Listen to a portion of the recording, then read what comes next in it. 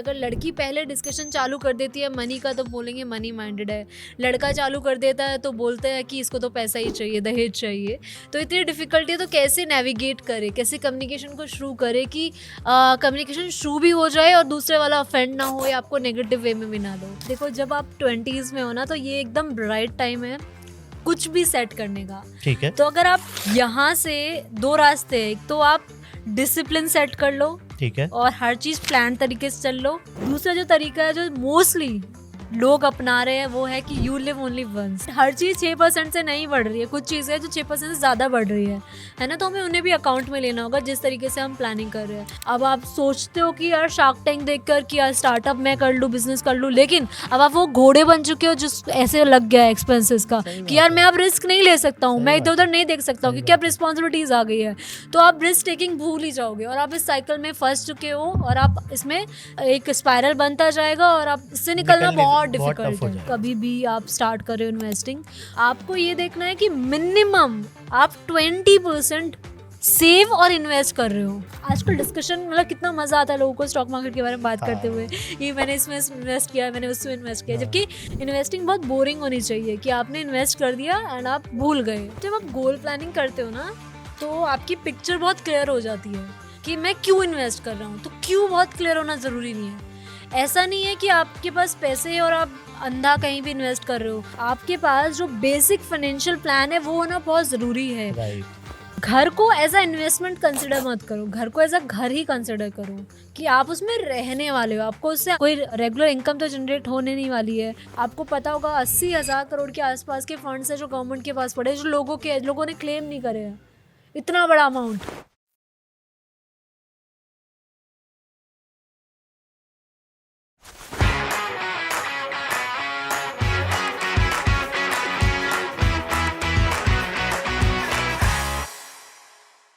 Hello everyone, देखो Wednesday आ गया है, 8 बज चुके हैं, एक और एपिसोड आ चुका है काफ़ी वाइल्ड है शो का। और जिन लोगों को पता है उनको पता ही होगा कि मेरे को 3 चीज़ों का काफ़ी इंटरेस्ट है, एक कॉमेडी का, दूसरा स्टार्टअप का और तीसरा फाइनेंस का। और फाइनेंस की नॉलेज को बढ़ाने के लिए मैं लाया हूँ आज हमारे गेस्ट को जो है leading finance influencer of India, Neha नागर। कैसे हो नेहा? अरे नमस्ते, कोविड चल रहा है क्या अभी भी? आप कोविड में नमस्ते करोगे? चलो ठीक है, कोई नहीं। कैसे हो आप? बढ़िया, आप बताइए कैसे? एकदम बढ़िया। क्या चल रहा है नेहा? बस यार गर्मी चल रही है। गर्मी चल रही है। 3 घंटे ट्रैवल करवाया मुझे। अरे यार 3 घंटे यार, अब ये क्या ही बोलूं। मतलब एक तो इस वेदर में आपको thank you so much Neha, 3 घंटे लग गए। मेरे को ही लग रहा था कि काश हम स्टूडियो थोड़ा आपके घर की तरफ शिफ्ट कर पाते, बट अच्छा होता है, बहुत अच्छा हो जाता आपके लिए। कितने स्टेट क्रॉस करके आए हो आज आप? यार ये थर्ड है मेरे को, ये तीसरा है। थोड़ा सा अगर हमारा स्टूडियो इस साइड होता तो चौथा स्टेट हो जाता ये, है ना? सही है, सही है। क्या चल रहा है नेहा आज का? थोड़ा बताओ अभी तो, क्योंकि आप मैंने देखा बहुत सारी चीजें कर रहे हो आप। थोड़ा सा बताओ अभी लाइफ में क्या चल रहा है? यार मुझे कंटेंट क्रिएशन में 5 साल हो गए हैं। ठीक है। तो मैंने सोचा नेक्स्ट अब क्या करें, क्योंकि यही हमारी जंग रहती है अपने आपस में कि नेक्स्ट क्या करें। ठीक है। तो अप्रैल में ही मैंने अपना पहला कोर्स लॉन्च किया है, that is on couple finance. ठीक है। तो ये स्टार्ट क्यों किया मैंने, तो मैंने 2022 में एक वीडियो डाला था, सिंपल सा वीडियो था कि कैसे आप मैरिड है तो कैसे फाइनेंसेस को मैनेज कर सकते हैं। तो उसमें इतने कमेंट्स आए, वियर्ड थे कुछ। तो कुछ ने लिखा था कि आपने कुंडली नहीं बैलेंस शीट मैच की है। ये तो अच्छा ये है, शादी अच्छा। नहीं है, ये कॉन्ट्रैक्ट मैरिज है। Because I was talking about कि कैसे आप कम्युनिकेशन कर सकते हो एक दूसरे के साथ, कैसे आप फिक्स रेशियो डिसाइड कर सकते हैं कि घर में कंट्रीब्यूट कौन कितना करेगा। ठीक है। तो लोगों को ये बात बहुत कम हजम हुई थी कमेंट सेक्शन में, बट मेरे डीएम इतने फ्लडेड हो गए ना मैसेजेस से। अच्छा। लड़कियों के, लड़कों के। कुछ लड़के बोलते हैं कि मेरी वाइफ भी अर्निंग है but she does not contribute. कुछ लड़कियां बोलती है कि मुझे पता ही नहीं है कि वो कितना कमा रहे हैं, हमारे पास कितने एसेट्स है। तो तब उन सारे डीएम्स को देख के मुझे लगा यार कुछ तो करना पड़ेगा। तो then at that time I thought कि चलो ठीक है, कोर्स टाइप का हम निकाल सकते हैं जिसमें वी कैन गाइड। बिकॉज मैं और दीपक 5 साल से मैरिड है और हमने सारे फेजेस देखे एक्चुअली में लाइफ में।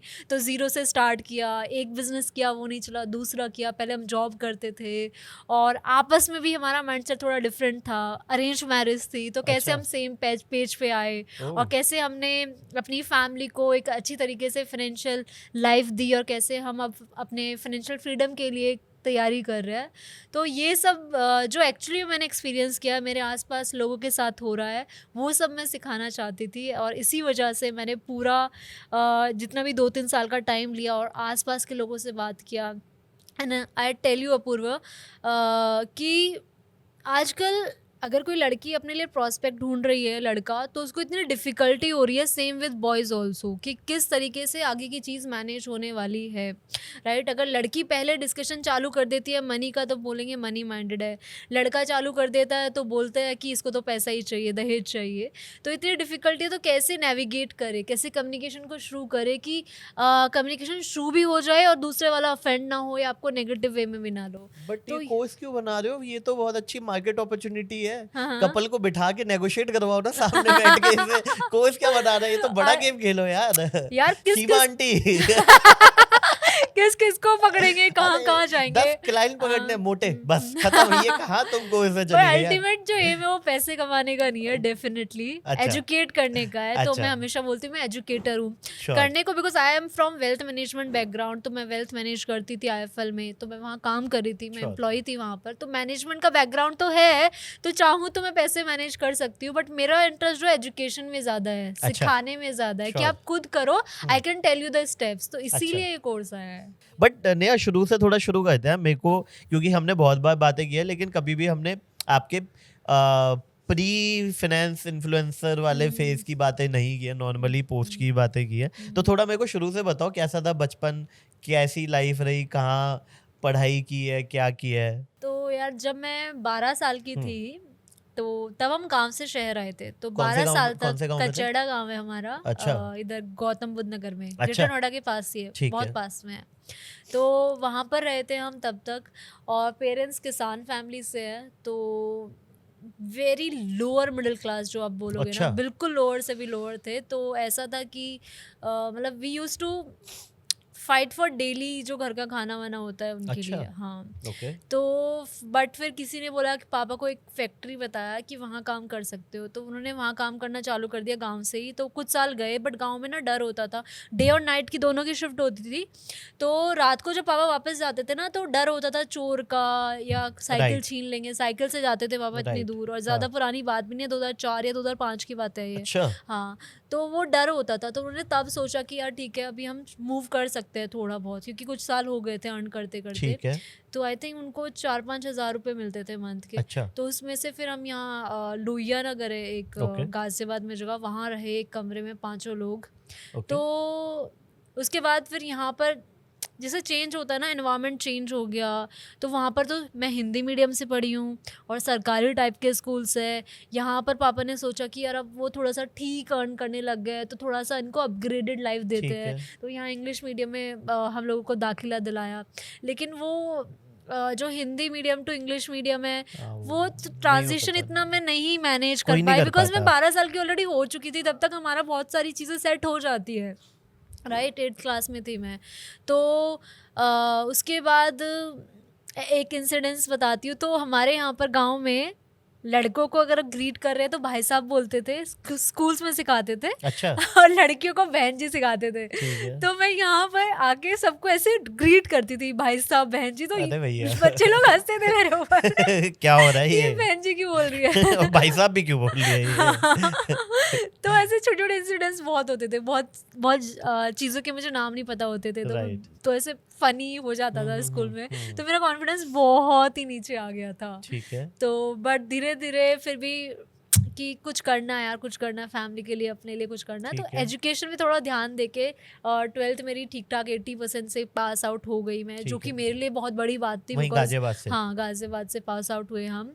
तो उसके बाद वही कि बड़ा क्या करे, तो मैंने 12th में कॉमर्स ली थी। तो कॉमर्स जो लेते हैं वो बड़ा क्या करते हैं, CA करते हैं। हाँ, मतलब that's the तो- best they could do. हाँ, तो CA में एनरोल कराया, 1-2 लेवल निकले तो बहुत खुश, सब लोग बहुत खुश कि ठीक है यार, कुछ तो सफल हुआ, हम शहर आए, कुछ तो अच्छा हुआ। बट देन IPCC के बाद कुछ लेवल्स मेरे नहीं निकले, नहीं निकले। मैंने 3 बार एग्ज़ाम दिए, नहीं निकले। एंड देन मेरी एज शायद 17-18 हो रही थी। तो पेरेंट्स का था कि यार अब शादी, क्योंकि गांव से शहर आए हैं तो गांव तो जाते थे तो वापस, और वहाँ पर क्या चलता है कि 18 साल की हो गई तो शादी कर देते हैं। तो मेरे ऊपर ऐसे डंडा सा खड़ा हो गया था 18-19 में। हाँ हाँ अरे हाँ। भैया। तो मेरे को बहुत डर लगता था कि यार ऐसे तो नहीं यार, मेरे को इंडिपेंडेंट बनना है। मैंने देखा अपने घरों में, मुझे डिपेंडेंट तो बिल्कुल नहीं बनना है। ठीक है। तो तब मेरे को लगा कि कुछ और करना पड़ेगा, तो मैंने फिर एक बीपीओ में जॉब किया था 1.5 साल, वहाँ से कुछ पैसा अर्न किया था। अच्छा। तो वहाँ से जो फंड्स आए थे उनसे मैंने कहा कि पापा मुझे एमबीए करने दो प्लीज़, वहाँ से मेरी जॉब लग जाएगी और फिर मैं जॉब कर पाऊंगी। पापा कहते नहीं नहीं गवर्नमेंट जॉब करनी है तेरे को, अगर करनी है तो, वरना कोई जॉब नहीं करनी है। मैंने फिर 2-3 महीने और फाइट मारा कि यार एमबीए करने दो करने दो करने दो। एजुकेशन लोन के लिए अप्लाई किया, कुछ जो फंड्स थे वो दिए, फिर पापा ने कहा चलो ठीक है एमबीए कर लेते हैं। तो एमबीए मैंने किया वहाँ पर, फिर मेरी आईएफएल वेल्थ मैनेजमेंट में जॉब लग गई, प्लेसमेंट कॉलेज से ही हुआ था। तो थैंकफुली जितना मैंने इन्वेस्ट किया था एमबीए में उतने की मेरी जो पैकेज था ना वो मिल गया, तो वो इक्वल्स टू हो गया। बट फिर उसके बाद वी वर वेरी हैप्पी, क्योंकि बहुत बड़ी चीज़ है कि क्योंकि एक तो पहली लड़की हूँ मैं अपने पूरे खानदान में, चाहे मम्मी की साइड हो चाहे पापा की साइड में, जो पढ़ी हो एमबीए तक और जिसकी जॉब भी लगी हो। तो it was a big thing, very big thing. भले ही मेरा पैकेज 4-5 लाख का ही था, बट इट वाज लाइक कि हाँ बहुत बड़ा पैकेज लग गया है, तो it was a big celebration. But again MBA हो गई तो शादी तो अब करनी है, तो शादी का डंडा अब किस चीज़ का हाँ। तो मैंने कहा ठीक है शादी कर लेंगे। तो मैंने 1-1.5 साल वहाँ काम किया, उसके बाद शादी हुई मेरी, और फिर मुझे लगा कि ग्रेटर नोएडा में शादी हुई और मेरी जॉब थी सीपी में। अच्छा। तो वहाँ से अगेन वो 1.5 घंटे का डेली का ट्रैवल, मैंने कहा मेरे से नहीं होगा। और मैं जब जॉब कर रही थी तुरंत ही मैंने एक वेबसाइट सेटअप की हुई थी taxationhelp.in। तो क्योंकि मैंने सीए के टाइम पे ITR ये सारा काम सीख लिया था, तो मैंने 2-3 साल वहाँ दे दिए थे। तो मैंने कहा जो मुझे आता है मैं उसी में कुछ कर लेती हूँ, क्योंकि इवन जहाँ आईएफएल वेल्थ मैनेजमेंट में जितने भी क्लाइंट्स के पास जाती थी कुछ भी पिच करने, लाइक हम PMS और AIF में डील करते थे, जो हाई नेट वर्थ इंडिविजुअल्स होते हैं जिनका जो पोर्टफोलियो का अमाउंट 2 करोड़ से ज़्यादा होता है, उनके पास हम पिच करते थे। तो मोस्टली सबके बिजनेसेस होते थे, तो सैलरीड वाले बहुत ही कम लोग थे जिनके पास हम जाते थे। तो तब मुझे लगा कि यार मुझे भी करना तो अपना ही है, अगर मुझे HNI में आना है तो गाइस अपना करना पड़ेगा। तो इसीलिए आइडिया आया था कि यार जो आता है मुझे, क्योंकि बहुत लोगों से मुझे बहुत सीखने को मिला, जो जिनका बिजनेस है, जनरेशनल वेल्थ है जिनके पास, तो वो भी कुछ ना कुछ टिप्स देते थे, हम भी कुछ डिस्कशंस करके आते थे। तो इवेंचुअली डिसाइड यही हुआ कि मैं करूँगी तो खुद का ही अपना कुछ, मैं लॉन्ग टर्म में जॉब नहीं कर पाऊंगी। इस तरीके से वेबसाइट अगर सेटअप करवाई, मेरा भाई टेक में ही है तो उसने वेबसाइट सेटअप कर दी थी, तो क्लाइंट्स भी ठीक ठाक आने लग गए थे, शादी हो गई थी। और लेकिन शादी के बाद लॉकडाउन आ गया था कुछ ही महीने बाद, तो तब मैं घर पे बैठ गई थी। तो तब वहाँ पर कंटेंट क्रिएशन की शुरुआत हुई कि हम लोग घर पे बैठे हैं और हाँ, तो मैं पहले बोलती थी अपने हस्बैंड को कि यार तुम चार्टर्ड अकाउंटेंट हो, तुम बनाओ वीडियोस जो नॉर्मल टॉपिक्स है टैक्सेशन के, ITR के, GST के। और दीपक सीए हैं। हाँ, ठीक है। तो मैं उनको बोलती थी तुम बनाओ ना यार, बहुत स्कोप है यार इसमें। और कि सब टाइप का कंटेंट वायरल हो रहा है टिकटॉक पे, किसी पे 1 मिलियन आ रहा है, किसी पे कुछ हो रहा है, कुछ हो रहा है। करे नहीं यार फाइनेंस में नहीं, क्योंकि वो सीए है तो उनके अंदर ये है कि यार मैं अपना इतने मेहनत से सीए बना हूँ या मैं ये करूँ। तो उनको ऐसा था कि नहीं यार मैं अपना जो कर रहा हूँ मैं वही करूँगा, तुझे जो करना है कर ले। तो मैंने कहा, मैंने उनसे बनवाई भी जबरदस्ती एक वीडियो, पता है। अच्छा, उसी पे 20 में। हाँ। तो बट उन्होंने नहीं डलवाई, उन्होंने कहा मत डाल। तो मैंने कहा ठीक है मैं चालू करती हूँ, मेरे को तो बहुत ऐसा लग रहा है कि मैं कुछ कर सकती हूँ इसमें। तो मैंने डाला। उस वक्त MSME पैकेजेस आए थे, तो बहुत मेरे भी क्लाइंट्स को बहुत ज़्यादा कन्फ्यूजन थी कि हमें कम ब्याज दर पे लोन कैसे मिल सकता है, या ITR की डेट कितनी एक्सटेंड हुई है, GST की कितनी एक्सटेंड हुई है, और मोरेटोरियम पीरियड क्या होता है, कितने महीने का हमें इंटरेस्ट नहीं देना पड़ेगा। बहुत सारा कंफ्यूजन था। तो मैंने इन्हीं 4-5 टॉपिक से वीडियो बनाई और सारी वीडियो मेरी चल पड़ी। हाँ चल गई। और इतना बड़ा सरप्राइज था वो कि यार फाइनेंस की वीडियोस, वो भी कोर जो टैक्सेशन में है, सही बात है, जो कोर एकदम बिल्कुल फाइनेंस में भी नीश हो गई, वो भी चल निकली। वहाँ से शुरुआत हुई यार, और बस फिर आज 4-5 साल हो गए। बहुत ही बढ़िया। कोविड का फेज तो मतलब एक इंटरेस्टिंग था। मुझे अभी पता है व्हेन वी वर टॉकिंग, मेरे को याद है मैं फर्स्ट टाइम आपसे कब मिला था। तुम्हें याद है? नहीं। तो हमने ना एक ऑनलाइन कॉलेज शो कर रहे थे। है ना, शायद yes. राजधानी कॉलेज था, Yes. और जूम पे एक शो था, हाँ, और हाँ. मेरा 20-25 मिनट का सेशन था, और मेरे से पहले जस्ट तुम्हारा सेशन था। तो ओह. मुझे याद है कि तुम्हारा सेशन बस खत्म होने वाला था और मैं जूम पे ऑनलाइन आया था, और फिर मैंने वहां से स्टार्ट किया था, है ना, वहां मिले थे, यस यस है ना। यस, हाँ यार, लेकिन वो ये ऑनलाइन था ना, इसलिए मेरे को याद हाँ, नहीं और है, ये but yes, याद yes, है yes, yes. जनवरी हाँ. 2021, जनवरी Yes, 2021, yes, yes, आई yes, think yes, yes, yes. 25 जनवरी थी शायद डेट, अगर यही है तो, बट मेरे को आप तो अब तब भी फेमस थे. हाँ, मतलब फेमस तो क्या, लेकिन हाँ, मगर मुझे वो, मैं सोचा था कि यार मिला कहाँ हूँ, क्योंकि मैं फिजिकली तो वहां मिला हूँ, तो मैं पहले से कैसे जानता हूँ, मैं वो Yes, figure yes, out yes, कर रहा yes, था yes. अभी। बट बहुत बहुत सही है यार, बहुत सही है, और मुझे लगता है आप I think one of the leading finance influencer हो जिन्होंने ये फाइनेंस वाले जॉनरा को स्टार्ट किया है इंडिया में शायद। यस, शॉर्ट वीडियो में तो मेरा ही पहले था, राइट। बिकॉज टिकटॉक के टाइम पर मेरे ऑलरेडी 3 लाख फॉलोअर्स थे. ओह माय गॉड, और आप जब वो टिकटॉक 2 पे महीने, फाइनेंस में खेल गई। हाँ. ओ भाई साहब टिकटॉक में जहाँ पर लोग डांस कर रहे हैं, हाँ, म्यूजिक तुम गा रहे हैं. क्रिंज क्रिंज बोलते रहे, यहाँ पे फाइनेंस चल रहा था। यस, हाँ, अच्छा। तो 3 लाख फॉलोअर्स हो गए थे वहां पर मेरे, हाँ. एंड देन फिर वो बैन हो गया 2 हाँ. महीने में, 2 महीने में ही हुए थे मेरे, बताओ। और फिर वो बंद हो गया. फिर वापस से मैंने इंस्टा पे किया, वहां पे भी 6 महीने में 6 लाख हो गए थे. अच्छा, हाँ, सही यार, तो फिर मतलब उस खींचा वक्त, तुमने हाँ, एकदम उसमें तगड़े में। मोमेंटम था ना यार. Right, जैसे right. नंबर्स आ रहे थे कि हर महीने 10 लाख नए इन्वेस्टर्स जुड़ रहे हैं, तो Right. मुझे एक्चुअली में इतना नहीं, नंबर्स नहीं पता था, वो मोटिवेट नहीं कर रहे थे नंबर्स. मैं तो बस एक वीडियो चली थी कि दूसरी डाल दी, दूसरी चली, Right, तीसरी, वैसे ही right, कर रही right. थी मैं. बट आफ्टर 6 मंथ जब 6 लाख हो गए थे, तब आई स्टार्टेड थिंकिंग कि मैं जो एम लेके चली थी कि अपना बिजनेस प्रमोट करना है, वो करना है या फिर प्योर कंटेंट क्रिएशन में जाना है. तो मुझे रियलाइज हुआ कि यार जितना मैं वहां से नहीं कमा रही, कंटेंट क्रिएशन से कमा सकती हूँ. तो मैंने धीरे धीरे फिर full time content creation pivot मार दिया यार स्टार्टअप Quick, very quick, सही है। तो नेहा, क्योंकि आप खुद एक एजुकेटर हो, आपके फाइनेंस कौन मैनेज करता है? यार हम ही कर लेते हैं, मैं अच्छा, ही कर लेती हूँ. कोई हाँ. किसी थर्ड पार्टी को नहीं दे नहीं रखा? नहीं, IFL के थ्रू भी मतलब मेरा चलता रहता है. थोड़ा बताओ but, ना, कैसे कैसे कहाँ पे थोड़ा किया हुआ है? ओके. तो मोर ओवर तो यार, क्योंकि और अभी एकदम मैं काले पैसे का भी बता देना। काले पैसे नहीं आते यार. सब बता दो जो है तुम्हारे पास। हाँ। तो मेरा तो ज़्यादातर जो पोर्टफोलियो 2 जगह है, एक इक्विटी और एक म्यूचुअल फंड. तो म्यूचुअल फंड की सबसे हाईएस्ट जो अमाउंट है वहाँ पे पार्क होगा मेरा, देन इक्विटी में होगा, एंड रियल एस्टेट में भी है मेरा पार्क्ड जो भी अमाउंट है. एंड देन उसके बाद जैसे सीनियर सिक्योर्ड बॉन्ड्स है, इस टाइप के बॉन्ड्स जिनमें आपको 9% से ज़्यादा मिल रहा होगा, तो वहाँ पे भी मैं पार्क कर देती हूँ. तो और इंटरेस्टिंग, मेरे को यहीं पे एक सेकंड रोकता हूँ, ये मेरे को बॉन्ड के बारे में बताओ, क्योंकि मेरा इक्विटी में है, म्यूचुअल फंड में है, रियल एस्टेट अभी बाद में आते हैं, पहले बॉन्ड के बारे में यार बताओ। बॉन्ड्स में इस वक्त सही रिटर्न्स मिल रहे हैं, इवन एफडीज में भी. क्या होता है ये, थोड़ा बताओ। अच्छा, बॉन्ड में मतलब है कि अगर गवर्नमेंट बॉन्ड है तो गवर्नमेंट को आप लोन दे रहे हो, और गवर्नमेंट आपको उसके बदले में एक फिक्स देती है रिटर्न कि हम इतना देंगे. उसका टेन्योर हो सकता है 1 साल हो, या हो सकता है 5 साल हो, या हो सकता है 10 साल भी हो सकता है. ऐसी किसी कंपनी को दे रहे हो तो कंपनी का भी वो बॉन्ड हो सकता है. ठीक है.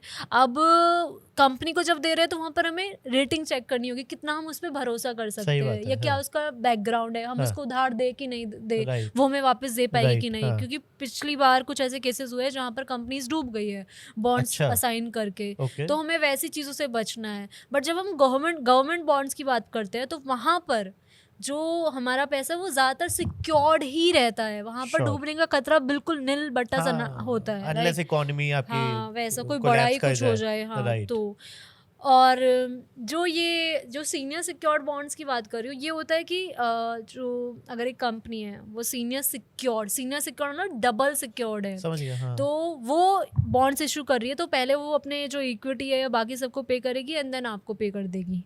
अच्छा. ठीक है. तो इसलिए इसमें ज़्यादा सिक्योरिटी होती है, और इसमें टेन्योर भी कम ही होता है. आई थिंक 1 साल 1 महीना है, 1 साल 3 महीना, बहुत कम टेन्योर है. But return is very good, like 9 to 11% आपको इसमें मिल जाता है. तो ये तो एक बॉन्ड हो गया. दूसरा फिर हमारे जो अभी स्मॉल फाइनेंस बैंक्स एफडी है, उसमें भी हमें 9% तक का 8.5% तक का रिटर्न मिल रहा है, which is very good FD के कंपैरिजन में. और जो टेन्योर है वो भी कम है, 1 साल 2 महीना, 1 साल 3 महीने ऐसा. तो स्मॉल फाइनेंस बैंक्स यानी कि वो बैंक्स जो स्मॉल फाइनेंस बैंक्स जितने भी बैंक्स है, ऐसा लगता है कि डूब जाएंगे या कुछ हो जाएगा, 5 लाख तक का अमाउंट गवर्नमेंट इंश्योर करके रखती है DICG से स्कीम के थ्रू, कि अगर बैंक डूब गए तो इंश्योरेंस है जिसके ज़रिए आपके पास पैसा आ जाएगा. और ऐसा नहीं है कि अगर आप सोचो कि जैसे किसी बैंक में पहले हुआ है कि सालों लग जाएंगे, हार्डली आपको 3 महीने या 4 महीने में आपका अमाउंट आपके पास आ जाएगा, इन केस बैंक डूबता भी है। बट इंडिया में इतनी ज़्यादा स्ट्रिक्ट रेगुलेशंस है, या RBI ने इतने सारे रूल्स फिट कर रखे हैं कि जिसकी वजह से डूबने के चांसेस बहुत कम हो होते गए हैं। अब। एंड वो हर साल रेटिंग्स भी RBI बताती है कि कौन Right. से बैंक रेड जोन में है या ग्रीन जोन में है, तो उसके अकॉर्डिंग भी आप रिसर्च Nice. कर सकते हो एंड चूज कर सकते हो कि अच्छा अगर आप स्मॉल फाइनेंस बैंक्स की FD में इन्वेस्ट करो तो कौन सा ज़्यादा सिक्योर्ड है। तो फिक्स्ड इनकम इंस्ट्रूमेंट्स में भी पार्क करना चाहिए डेफिनेटली। पहले बताओ बॉन्ड कहाँ से लेते हैं? यार बहुत सारे प्लेटफॉर्म्स है, इनक्रेड मनी है जो रिसेंटली मैं यूज कर रही हूँ। इनक्रेड मनी, हाँ। मैंने उसका प्रमोशन भी किया है इसलिए मैं यूज भी कर रही हूँ। यहाँ भी कर दिया है। प्रमोशन नहीं है, ये प्रमोशन नहीं है। नहीं, बट जैसे जो टिपिकल जैसे HDFC सिक्योरिटी, इन सब में भी होता है क्या? बॉन्ड्स नहीं होते अभी किसी में भी, तो वो ही मैं कह रहा हूँ, बॉन्ड्स के लिए अलग से प्लेटफॉर्म है। अच्छा, हाँ। अच्छा। और जैसे ये हमारा डीमैट अकाउंट है, उनमें बॉन्ड्स के थ्रू इन्वेस्ट नहीं कर सकते, FD भी नहीं इन्वेस्ट कर सकते, लेकिन जो थर्ड पार्टी या कोई और एप्स होती है इनके थ्रू हम बॉन्ड्स में इन्वेस्ट कर सकते हैं। ये डेडिकेटेडली बॉन्ड्स के लिए ही बनी हुई है? बॉन्ड्स के लिए बनी हुई है। वाह, अच्छा, ठीक है। हाँ, अब आप कुछ बता रहे थे, सॉरी। या तो फिक्स्ड इनकम इंस्ट्रूमेंट्स में भी आजकल यार अच्छे रिटर्न्स मिल रहे हैं, 9-10%। 9% रिटर्न मिलना बहुत बड़ी बात है। इन्फ्लेशन बीटिंग रिटर्न हम पहले देखते हैं कि वो बीट हो रहा है, फिर टैक्स के बाद जो रियल टैक्सेशन के बाद भी जो रियल रिटर्न आ रहा है वो अगर हमारा 8% हो, दैट इज़ वेरी गुड। तो आपको अगर आप आप ठीक ठाक अमाउंट हर जगह पार्क कर चुके हैं, इक्विटी में, म्यूचुअल फंड में, तो आपको फिक्स्ड इनकम इंस्ट्रूमेंट की तरफ भी जाकर पार्क करना चाहिए फॉर सेफ्टी और सिक्योरिटी पर्पस। क्या होता है ये? फिक्स्ड इनकम वही कि जहाँ पर हमें फिक्स इंटरेस्ट मिल रहा है, जैसे FD की बात कर रहे हैं हम, बॉन्ड्स की बात कर रहे हैं हम, PPF की बात कर रहे हैं, सुकन्या समृद्धि, हाँ, क्योंकि इनके जो रिटर्न्स है वो गवर्नमेंट चेंज करती है टाइम टू टाइम, लेकिन जब आपको बता दिया गया कि इस साल या इस क्वार्टर इतना मिलेगा तो उतना ही मिलेगा, फिर वो ऊपर नीचे नहीं होगा। तो इस टाइप के जो बॉन्ड्स जो इंस्ट्रूमेंट्स होते हैं वहाँ पर भी आजकल सही रिटर्न मिल रहे हैं because of the economic situation जो भी चल रही है कंट्री की। अभी तो ठीक ही है देश के हमारे, तो बढ़िया। तो हमारे इक्विटी हो गई, म्यूचुअल फंड हो गया, फिक्स इंस्ट्रूमेंट हो गए, रियल एस्टेट हो गया, ये चार में तुमने। रियल एस्टेट का रीट्स बहुत अच्छा ऑप्शन है, क्योंकि देखो रियल एस्टेट लॉन्ग टर्म में अगर आप हर डिकेड का रिटर्न दो 10% तो दे ही देता है, ठीक है। अब कई लोग सोचते हैं कि अगर वो यंग है तो रियल एस्टेट में इन्वेस्ट नहीं कर सकते because you need a large amount of money, जिसमें 40 लाख 50 लाख तभी इन्वेस्ट कर सकते हो। बट अभी गवर्नमेंट के थ्रू या बहुत सारी कंपनीज के थ्रू एक नया ऑप्शन आया that is called रीट्स, real estate investment trust. तो एक ओनरशिप ले सकते हो, ओनरशिप ले सकते हो। हाँ, जैसे स्टॉक्स में इन्वेस्ट करने के लिए हमारे पास म्यूचुअल फंड का ऑप्शन होता है कि आप डायरेक्टली स्टॉक्स में इन्वेस्ट नहीं कर सकते because you have to research a lot, आपको नॉलेज होना चाहिए और आपको बहुत सारे रेशियो पढ़ने पड़ेंगे, फलाना ढिकाना, आपको इतना टाइम एनर्जी नहीं लगाना है। तो आप चुपचाप किसी और जो एक्सपर्ट है बंदा उसको पैसे दे दो, वो आपके बिहाफ पर स्टॉक मार्केट में लगा देगा और आपको रिटर्न में परसेंटेज दे देगा कुछ रिटर्न की, और बदले में कुछ एक्सपेंस रेशियो आपसे चार्ज कर लेगा जो कि 1% के आसपास होता है। टिपिकल जो mutual fund that is mutual fund. तो ऐसे ही रीट्स का भी एक कॉन्सेप्ट आया है, रियल एस्टेट इन्वेस्टमेंट ट्रस्ट का एक कॉन्सेप्ट आया है, जिसमें ऐसे ही आप किसी और को अपना पैसा दे रहे हो कि तुम मेरे यहाँ पर इन्वेस्टमेंट कर देना रियल एस्टेट में। Oh nice, right. तो पहले इसमें था कि आप बड़ा ही अमाउंट से कर सकते हो, 50,000 से इन्वेस्ट। अब ये कम कर दिया, 10,000 से 15,000 से आप चालू कर सकते हो रियल एस्टेट में इन्वेस्ट करना। तो जो 10% का मैंने आपको बताया रिटर्न, वो तो मिलता ही है अगर लॉन्ग टर्म में आप देखो। बट इसमें सबसे बेस्ट चीज़ ये, एक तो सेबी रेगुलेटेड होते हैं। तो सेबी के इसमें 2 रूल्स होते हैं।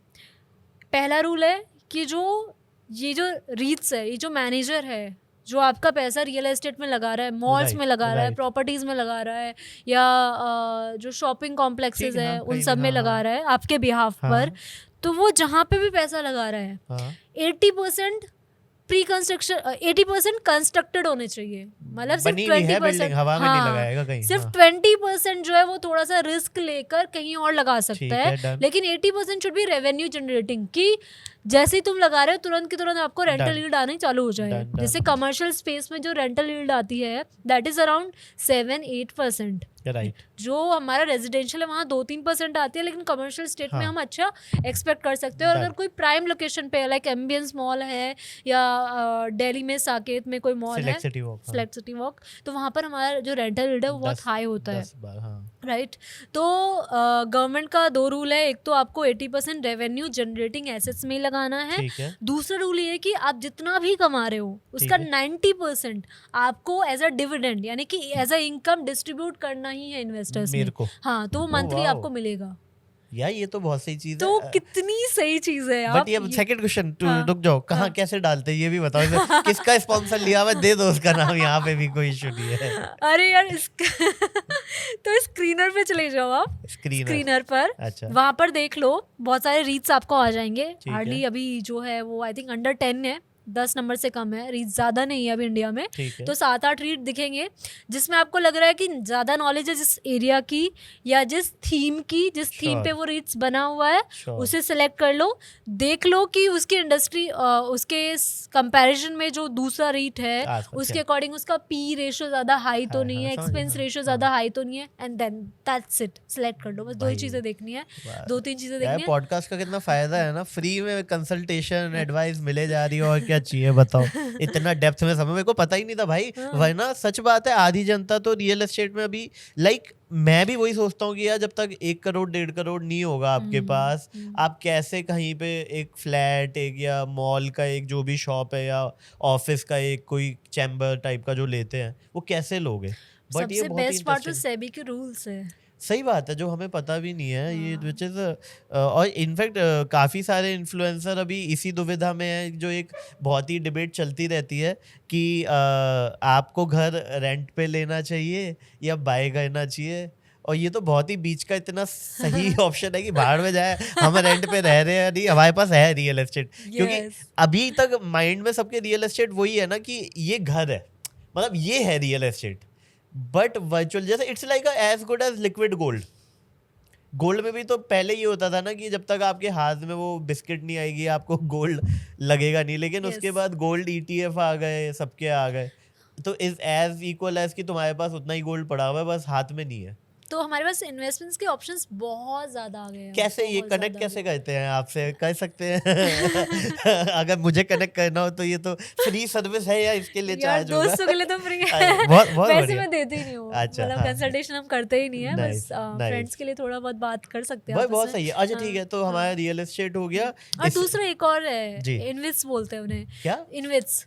तो इनविट्स, हाँ, ओके तो जो इंफ्रास्ट्रक्चर प्रोजेक्ट्स होते हैं, ओके, जैसे नेशनल हाईवे बन रहा है कहीं पर, या कहीं पर कोई डैम बन रहा है, या कहीं पर कोई बड़ा प्रोजेक्ट ठीक है, बन रहा हाँ, है, हाँ। और आप चाहते हो कि यार यहाँ पर पैसा लगा के शायद रिटर्न हो जाए डबल ट्रिपल, तो उसके लिए भी रीट्स जैसा ही कॉन्सेप्ट है बिल्कुल। तो सेबी की वहाँ पर भी सेम गाइडलाइंस है कि वाओ। आप अगर किसी से पैसा ले रहे हो इन्वेस्टमेंट जो स्ट्रक्चर से, या सॉरी इंफ्रास्ट्रक्चर जो है, इंफ्रास्ट्रक्चर जो प्रोजेक्ट्स है उनमें लगाने के लिए, तो आपके पास वही 2 चीज़ें हैं कि आपको एक तो 90% डिविडेंड देना पड़ेगा, और रेवेन्यू जनरेटिंग एसेट्स में ही आपको इन्वेस्ट करना पड़ेगा। ठीक है, ठीक है, तो ये भी बहुत अच्छा ऑप्शन, बिकॉज इंफ्रास्ट्रक्चर अभी के लिए इंडिया में हाईएस्ट बूम मतलब चल रहा है कि हर जगह काम चल रहा है, चल रहा है, हर जगह आपको डेवलपमेंट दिखेगी, और हाईवेज पे हाईवेज बन रहे हैं। राइट। तो अगर काफ़ी लोग सोचते हैं कि यार हम भी इसमें लगा दें, हमारा पैसा अच्छा निकल के आ जाएगा, तो ये भी बहुत अच्छा ऑप्शन है। तो ये तो नॉर्मली मुझे लगता है ऐसे होता होगा ना, आई थिंक मुझे थोड़ा आइडिया कम है, लेकिन सरकार नॉर्मली किसी कंपनी को ठेका देती है कि भाई तुम ये हाईवे बनाओ, यस, तो हम उस कंपनी में पैसा डाल रहे हैं। हाँ, बट मेरा इसमें क्वेश्चन ये था कि सपोज हमने एक बहुत बड़ी कंपनी है, ठीक है, कोई भी बहुत बड़ी कंपनी है जो लिस्टेड है, उसने ठेका उठाया हुआ है और वो वहाँ पे प्रोजेक्ट बना रहा है, तो उस पे तो मैंने ऑलरेडी वाया इक्विटी पैसा डाला हुआ ही होगा ना उस कंपनी में। आप क्या कह रहे हो कि उस पर्टिकुलर प्रोजेक्ट के लिए भी एक अलग प्लेटफॉर्म अलग है? से प्लेटफॉर्म से, ओह, अलग से थीम सब पूरा। बनाकर, हाँ जैसे म्यूचुअल फंड होता है वैसे एक थीम नाइस बनाकर, यार, हाँ। नाइस। बट हाँ, तो इसमें से आप कोई भी चूज कर सकते हो, ऑलमोस्ट सेम ही होते हैं ये भी। अभी तक इंडिया में आई थिंक और 5 या इनकी 6 ही है। वो कितना रहता होगा CAGR टाइप, मतलब रील कितना दे देते होंगे? यार मैक्स टू मैक्स 10% है, 9 to ठीक है, not 10% bad, है, बट मतलब नॉट बैड। 10% हाँ, सेफ है तो बढ़िया ही है। Right. Very nice, very nice, बहुत बढ़िया गाइस, मजा आ रहा है मेरे को तो, क्योंकि मैं तो अभी तक 3-4 चीजों में ही था, आज जाते ही हम 2 नई चीजों में पैसा डालेंगे। एक चीज बताओ, जो आजकल हमारी लाइक तुम्हारी भी ऑडियंस या मेरी भी ऑडियंस, सबकी ऑडियंस 18 to 24 और 24 to 34 वाली ही है, जो देखती हैं, सारा कंटेंट कंज्यूम करती है। एक अच्छी चीज़ जो हुई है, जो 18 to 24 वाली ऑडियंस है, वो फाइनेंशियली वेरी अवेयर हैं, जब फाइनेंस, वो उनको पता है फाइनेंस कैसे मैनेज करना है, एज कम्पेयर टू मेरे या तुम्हारे टाइम में जब पता ही नहीं था भाई। 18-19 में पहले तो कमाने का ही नहीं पता था, कमाने का पता चला तो इन्वेस्टमेंट तो भाड़ में ही जाए। मतलब तुम्हारे केस में हो सकता है तुम मुझे जैसे देख रही हो कि साले तू अपनी बता, मैं तो कर दी थी इन्वेस्ट, मैं कर दी थी म्यूचुअल फंड में, बट नॉर्मली 18-19 में मुझे नहीं पता था। लेकिन आजकल मैंने बच्चे देखे हैं जो कार्ड बना लेते हैं अपने, खुद कमा रहे हैं कुछ छोटी मोटी जॉब्स करके, और वो चाहते भी हैं कि मैं सिप में डाल दूं, म्यूचुअल फंड में डाल दूं। उनको क्या करना चाहिए? सपोज कोई 20-25 हज़ार रुपये बना रहा है महीने का, हाथ पाँव मार के कुछ एक्टिविटीज़ करके, वो क्या करे? सारा पैसा उड़ा दे? यार देखो, जब आप 20s में हो ना तो ये एकदम ब्राइट टाइम है कुछ भी सेट करने का। ठीक है, तो अगर आप यहाँ से दो रास्ते हैं, एक तो आप डिसिप्लिन सेट कर लो ठीक है, और हर चीज़ प्लान तरीके से चल लो, ठीक है, जिसके थ्रू आपके 30s और 40s बहुत ईजी हो जाएगी। ओके, दूसरा जो तरीका है जो मोस्टली लोग अपना रहे हैं वो है कि यू लिव ओनली वंस, कि ये सोचते हैं कि मैं तो भाई अभी यंग हूँ, अभी खर्चा करूंगा यही मेरी उम्र है, करो, जिंदगी तो ना मिलेगी जैसा दोबारा। चल रहा है वैसे चलने दो। किसी ने म्यूचुअल फंड बोला, ठीक है म्यूचुअल फंड में इन्वेस्ट कर दिया, किसी ने बोला रीट्स, ठीक है रीट्स में इन्वेस्ट कर दिया। मतलब चल रहा है, कुछ प्लान तरीके से नहीं है, कुछ स्ट्रक्चर्ड नहीं है, डिसिप्लिन नहीं है लाइफ में। तो वहां पर फिर आपके 30s और 40s बहुत डिफिकल्ट होने वाले हैं फाइनेंशियली। हो सकता है 20s आप इजीली निकाल लो, बट उसके बाद नहीं हो पाएगा। लेकिन जो दूसरा रास्ता है जहाँ पर आप एक तरीके से अपने लिए डिसिप्लिन सेट कर रहे हो, अपने लिए एक प्लान बना के चल रहे हो हर चीज़, तो वहाँ पर आपके 30s 40s बहुत ईजी हो जाएंगे। अब देखो मोस्टली अगर कोई कॉलेज ग्रेजुएट है कोई, तो उसकी मान लो सैलरी लगती है 40,000 per month, and this is very good amount, क्योंकि अभी जो रिसेशन है, इकोनॉमिक स्लो डाउन है, फंडिंग विंटर चल रहा है, जितनी भी चीज़ें चल रही है आसपास में, 40,000 रुपीज़ पर मंथ लेके आना पैकेज बहुत बड़ी बात है मेरे अकॉर्डिंग, है ना। जो अप्रेजल है वो हो नहीं रहे हैं, अप्रेजल इस साल कहाँ हुए लोगों के, हार्डली 5-6% हुए हैं, जबकि इन्फ्लेशन ही 6-7% है। रिटेल इन्फ्लेशन, एक बात और बताना चाहूँगी, रिटेल इन्फ्लेशन 6% है, लेकिन जो मेडिकल है वो 14% है, जो एजुकेशन इन्फ्लेशन है वो भी 14% है। तो अगर आपके बच्चे हैं तो उनका तो कॉस्ट हर साल 14% बढ़ रहा है। अगर आपके बुजुर्ग पेरेंट्स हैं उनका भी 14% से बढ़ रहा है। तो आपको उसके अकॉर्डिंग फिर प्लानिंग करनी होगी, जबकि आप रिटेल को माइंड में लेके सिर्फ 6 हल्ला तो वही 6% पे ही रुक जाता है। सही बात है, बट हर चीज 6% से नहीं बढ़ रही है, कुछ चीजें हैं जो 6% से ज्यादा बढ़ रही है ना। तो हमें उन्हें भी अकाउंट में लेना होगा जिस तरीके से हम प्लानिंग कर रहे हैं। तो अगर आपकी 40,000 की जॉब लगी, आपने सोचा यार अभी तो जॉब लगी है, ठीक है पहले ना फ़ोन अपग्रेड कर लेता हूँ, तो पहले महीने आपने फ़ोन ले लिया, फिर दूसरे महीने आप सोचते हैं यार पेरेंट्स के लिए कुछ ले लेता हूँ, तो उनके लिए आप मान लो एक स्कूटी ले आए EMI पे, थर्ड मंथ में गर्लफ्रेंड के लिए कुछ ले लेता हूँ, फोर्थ मंथ में आप ट्रैवल करने चले गए। तो जितनी भी सेविंग्स हो पा रही है एक्सपेंसेस के बाद, आप ऐसे ऐसे खर्च करते जा रहे हो, बिकॉज आप अभी यंग हो, आप अभी खर्च कर रहे हो। इवेंचुअली होगा क्या, क्योंकि हर महीने आपने कुछ ना कुछ खर्च किया है, 6 महीने हो गए, 7 महीने हो गए, होए जा रहा है, डिसिप्लिन सेट हुआ नहीं है, आपको हैबिट लग गई है स्पेंडिंग की। अब होता क्या है कि जब आपकी एज अभी मान लो 20-25 होगी, तो आपके पास रिस्पॉन्सिबिलिटीज़ आ सकती है, हो सकता है पेरेंट्स का कोई बर्डन आ जाए, या फिर शादी हो, बच्चे हो 30s की उम्र में। उस वक्त फिर क्या होगा कि आप ऑफिस जा रहे हो, बॉस की गालियाँ खा रहे हो और काम कर रहे हो, सैलरी आ रही है, सैलरी से फिर वही काम हो रहे हैं, एक्सपेंसेस पे ऑफ हो रहे हैं, सेविंग सब कुछ हो नहीं पा रही है, क्योंकि आपने हैबिट जो बिल्ड की थी वो थी खर्च की। अब रोज सुबह दोबारा जाओगे, गालियाँ खाओगे, जॉब छोड़ नहीं सकते हो, क्योंकि आपको EMIs पे करनी है। अब आप सोचते हो कि यार शार्क टैंक देखकर कि यार स्टार्टअप मैं कर लूँ, बिजनेस कर लूँ, लेकिन अब आप वो घोड़े बन चुके हो जिस ऐसे लग गया है एक्सपेंसेस का कि यार मैं अब रिस्क नहीं ले सकता हूँ, मैं इधर उधर नहीं देख सकता हूँ, क्योंकि अब रिस्पॉन्सिबिलिटीज आ गई है। तो आप रिस्क टेकिंग भूल ही जाओगे और आप इस साइकिल में फंस चुके हो, और आप इसमें एक स्पाइरल बनता जाएगा और आप इससे निकलना बहुत डिफिकल्ट है, राइट। तो इसलिए कहते हैं कि जितना हो सके जब फर्स्ट सैलरी से ये डिसिप्लिन सेट करना बहुत ही ज्यादा जरूरी है। ठीक है, मैं समझ गया वो बात तो आपकी। मेरे को सिंपल से जैसे 20 साल का कोई बच्चा है जो भी 25-30 हज़ार 40 हज़ार कमा रहा है, वो कहाँ पे सबसे पहले पैसे डालना शुरू करते हैं, बस वो बताओ। क्योंकि उससे मुझे लगता है कि एटलीस्ट जो डिसिप्लिन्ड है ना, it has to come with a simple step. If you try to create a scene कि भाई जहाँ पे वो बंदा सोचे इतना ज्यादा हर महीने, तो वो प्रैक्टिकली इम्पॉसिबल है। उसको चाहिए भाई कि यहाँ 3-4 चीजों में कहीं पे डाल के निपटाओ, तो वो कहाँ पे डालना चाहिए? तो यार देखो, नंबर 1 तो खुद पे ही, कि अगर आप अभी 20 के हो, आपकी जॉब लगी है, तो आप ये सोचो कि इसमें से कितना अमाउंट आप निकाल सकते हो जिसको खुद के कोर्सेज पर, सीखने पर लगा दो, ताकि आपकी इनकम हर साल डबल होती रहे। सही बात तो है। सबसे पहला तो इन्वेस्टमेंट आपका वही होना चाहिए कभी भी आप स्टार्ट कर रहे हो इन्वेस्टिंग। ठीक है। उसके बाद आपको ये देखना है कि मिनिमम आप 20% सेव और इन्वेस्ट कर रहे हो।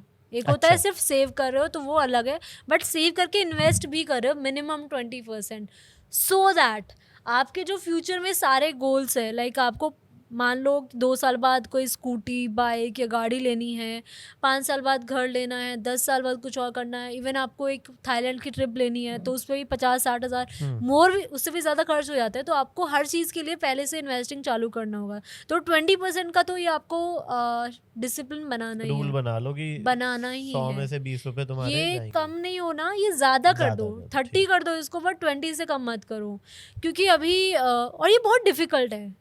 ये सुनने में इजी लग रहा है, सही बात 20% है। ही तो है, बहुत डिफिकल्ट है। सही क्यों? बात है। क्योंकि हमारे चारों तरफ EMI का ट्रैप बन चुका है। आप 2000 की कोई शर्ट खरीदना चाह रहे हो या फिर आप 20,000 रुपये का कोई स्पीकर खरीदना चाह रहे हो, सब कुछ ईजिली EMI पर अवेलेबल है। UPI से तुरंत पेमेंट कर सकते हो आप, तुरंत के तुरंत घर आ जाएगा सामान। इतना ईज है ना अपने आसपास कि यहाँ पर ये जो ट्रैप बन चुका है इसको हम एस्केप ही नहीं कर सकते हैं। तो इसीलिए मैं कह रही हूँ 20% इज़ वेरी डिफिकल्ट, बट आपको हर महीना ये सोचना है कि इतना तो निकालना और ही वो है किस मुझे। में डालना चाहिए 20%? यार देखो, स्टार्टिंग आप बिल्कुल कर रहे हो तो म्यूचुअल फंड, इंडेक्स फंड से चालू करो, कि इंडिया की जो टॉप 50 कंपनीज है उसमें आपने इन्वेस्ट कर दिया और आप इन्वेस्ट करे ही जा रहे हो हर महीना SIP के थ्रू। और आप मान लो 5 साल का गोल है, 5 साल से पहले तो सोचो मत निकालने का, मिनिमम 5 साल का सोचो, तो आपको सही सही रिटर्न मिल जाएगा उसमें। नाइस। बट अगर आप लॉन्ग टर्म का सोच रहे हो तो थोड़ा सा रिस्क की साइड जा सकते हो, स्मॉल कैप म्यूचुअल फंड में इन्वेस्ट कर सकते हो, या कोई जैसे आप, अगर आप फिनटेक इंडस्ट्री से हो, फाइनेंस इंडस्ट्री से हो, तो फाइनेंस आपको समझ में आता है, तो जो फाइनेंस बेस्ड थीम्स है, बैंकिंग हो गया या फिनटेक कंपनीज हो गया, उनके म्यूचुअल फंड में डाल NBFCs, सकते हो। हाँ। अगर आप किसी ट्रांसपोर्ट बिजनेस में हो और आपको वो ज़्यादा समझ में आता है तो उसकी थीम में चूज करके इन्वेस्ट कर सकते हो। तो राइट। पहले तो आपको म्यूचुअल फंड से ही चालू करना चाहिए, नाइस। एंड देन आप पूरा प्लान के साथ देखो। ऐसा नहीं होता कि ब्लाइंड इन्वेस्टमेंट करो। मेरे अकॉर्डिंग आप पहले गोल डिसाइड करो कि मेरा ना ये गोल है और इस गोल के लिए टाइम ज़्यादा चाहिए, तो मैं रिस्क ज़्यादा ले सकती हूँ, तो मैं रिस्क के एसेट्स में डाल सकती हूँ। लेकिन ये जो मेरा गोल है 1 साल बाद ही आ रहा है, मैं ज़्यादा रिस्क नहीं ले सकती, तो फिर मेरे पास ऑप्शन क्या बचते हैं? सही FD बात बचता है, बॉन्ड्स बचता है, या फिर जो माइक हाँ हाँ। ओके, FD बचता है, बॉन्ड्स बचता हाँ, है। हाँ। तो मुझे लगता है कि ईयर्स के अकॉर्डिंग और गोल्स के अकॉर्डिंग इन्वेस्ट करोगे तो ज़्यादा आप फिर समझ वेल्थी गए। बन पाओगे।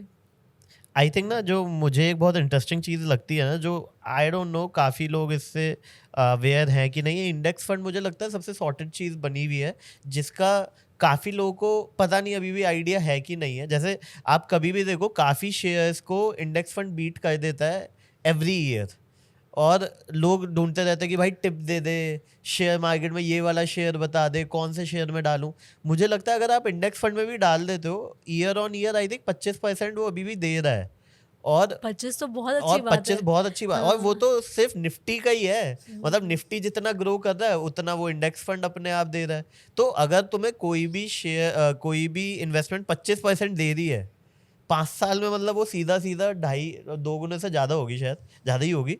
तो और लेकिन मुझे नहीं पता लोग अवेयर क्यों नहीं है इंडेक्स फंड के बारे में, है ना? यार अवेयरनेस आई है धीरे धीरे, बट एक डेटा ये भी है कि जो लोग इन्वेस्ट कर रहे हैं वो अभी 2-3 साल के लिए कर रहे हैं, जिसे हम बोलते हैं लॉन्ग टर्म इन्वेस्टिंग करो। अच्छा। तो डेटा के अकॉर्डिंग 3 साल में लोग निकाल लेते हैं पैसे, ओह, तो वो फिर भी कंपाउंडिंग का इतना बेनिफिट नहीं ले पाते हैं। जब तो तक वो इसीलिए बनना चाहिए तब तक वो तब निकाल तक ही उससे लेते। पहले वो निकाल लेते हैं। लोगों में पेशेंस कम है। वही है कि स्टॉक्स में इन्वेस्ट करेंगे, उनको दिखता है कि 50% है या 100% अप गया है, लेकिन उनको ये नहीं दिखता कि दूसरा हो सकता है स्टॉक वो डाउन भी तो, -30% सही हो या बात कुछ है। और हो। हाँ। तो उसमें दिमाग लगाते रहेंगे, यार मैंने तो ये स्टॉक लिया। डिस्कशन, आजकल डिस्कशन मतलब कितना मजा आता है लोगों को स्टॉक मार्केट के बारे में बात करते हुए, ये मैंने इसमें इन्वेस्ट किया, मैंने उसमें इन्वेस्ट किया। जबकि इन्वेस्टिंग बहुत बोरिंग होनी चाहिए कि आपने इन्वेस्ट कर दिया एंड आप भूल Warren गए। Buffett, हाँ, अब बस SIP चालू कर दिए राइट, रिसर्च राइट। करके, वैसा होना चाहिए, तब वेल्थ क्रिएट हो पाएगी। सही बात है। मुझे लगता है कोई भी वेल्थ 5 साल से नीचे में तो नहीं हो सकती। इसलिए आई थिंक ना लोग रियल एस्टेट में लोग फंसते हैं ना, तो वहां पे वेल्थ इसलिए क्रिएट हो जाती है क्योंकि निकालना इजी नहीं है। यस शेयर मार्केट में तो आप यूं निकाल सकते हो ना, रियल एस्टेट में ये है कि बेचोगे कैसे इसको, ये अभी बना नहीं है, इसको बेचोगे उसमें कैसे, लिक्विडिटी है है ही नहीं इतना, ना। हाँ, हाँ इसलिए वो कभी कभी वो जो होता है ना कि बेटा हमने उस जमाने में वो ले लिया था तो और अब मुझे लगता है कि हमारे बाद वाली जो जनरेशन, लाइक हम लोग अपने बच्चों को बोल रहे होंगे कि हमने ये वाला स्टॉक ले लिया था, हाँ। तो हमारे यहाँ पर ज्यादा ये वाली कहानियां होंगी कि हो सकता जिन्होंने है। नहीं लिया उनके सही बच्चे बात है। बोलेंगे कि आपने वो स्टॉक क्यों नहीं लिया वो था। एक CNBC पे ना वो एक बंदा आया था, हाँ। वो याद है तुम्हें, जिसमें वो बोलता है कि मेरे दादाजी ने ना 200 MRF करोड़। के इतने शेयर लिए थे इस रेट पे, आप भाई बताना साहब। चाहोगे कि इसका अभी मार्केट वैल्यू क्या है? तो वो बोलता है कि sir are you sure MRF? कहता है हाँ। कहता 200 करोड़ बन रहा है ये, और भाई क्रेजी क्रेजी भाई साहब। कोविड में चल रहा था ये, मैंने हाँ। कहा भाई ये रातों रात अमीर हो गया ये आदमी, इसको पता भी नहीं आइडिया था। भी नहीं है कि MRF के शेयर लेके बैठा हुआ है, 1 लाख का Yes, शेयर है भाई वो, yes, क्या yes. बात है। हम भी ऐसे ही एहसान करेंगे अपने बच्चों पर, क्या लेके बात। भूल जाएंगे। बहुत बढ़िया, बहुत बढ़िया। ठीक है, और भी कोई चीज है जिसमें तुम पैसा डालते हो? ETF, गोल्ड ETF में करते हो? गोल्ड ETF बेस्ट इन्वेस्टमेंट है गोल्ड के लिए। देखो सोवरिन गोल्ड बॉन्ड तो नंबर 1 पर आता है, अच्छा, गवर्नमेंट का है, वो गवर्नमेंट इशू करती है, मोस्टली वो हर तीसरे महीने कर देती है गवर्नमेंट इशू उनको।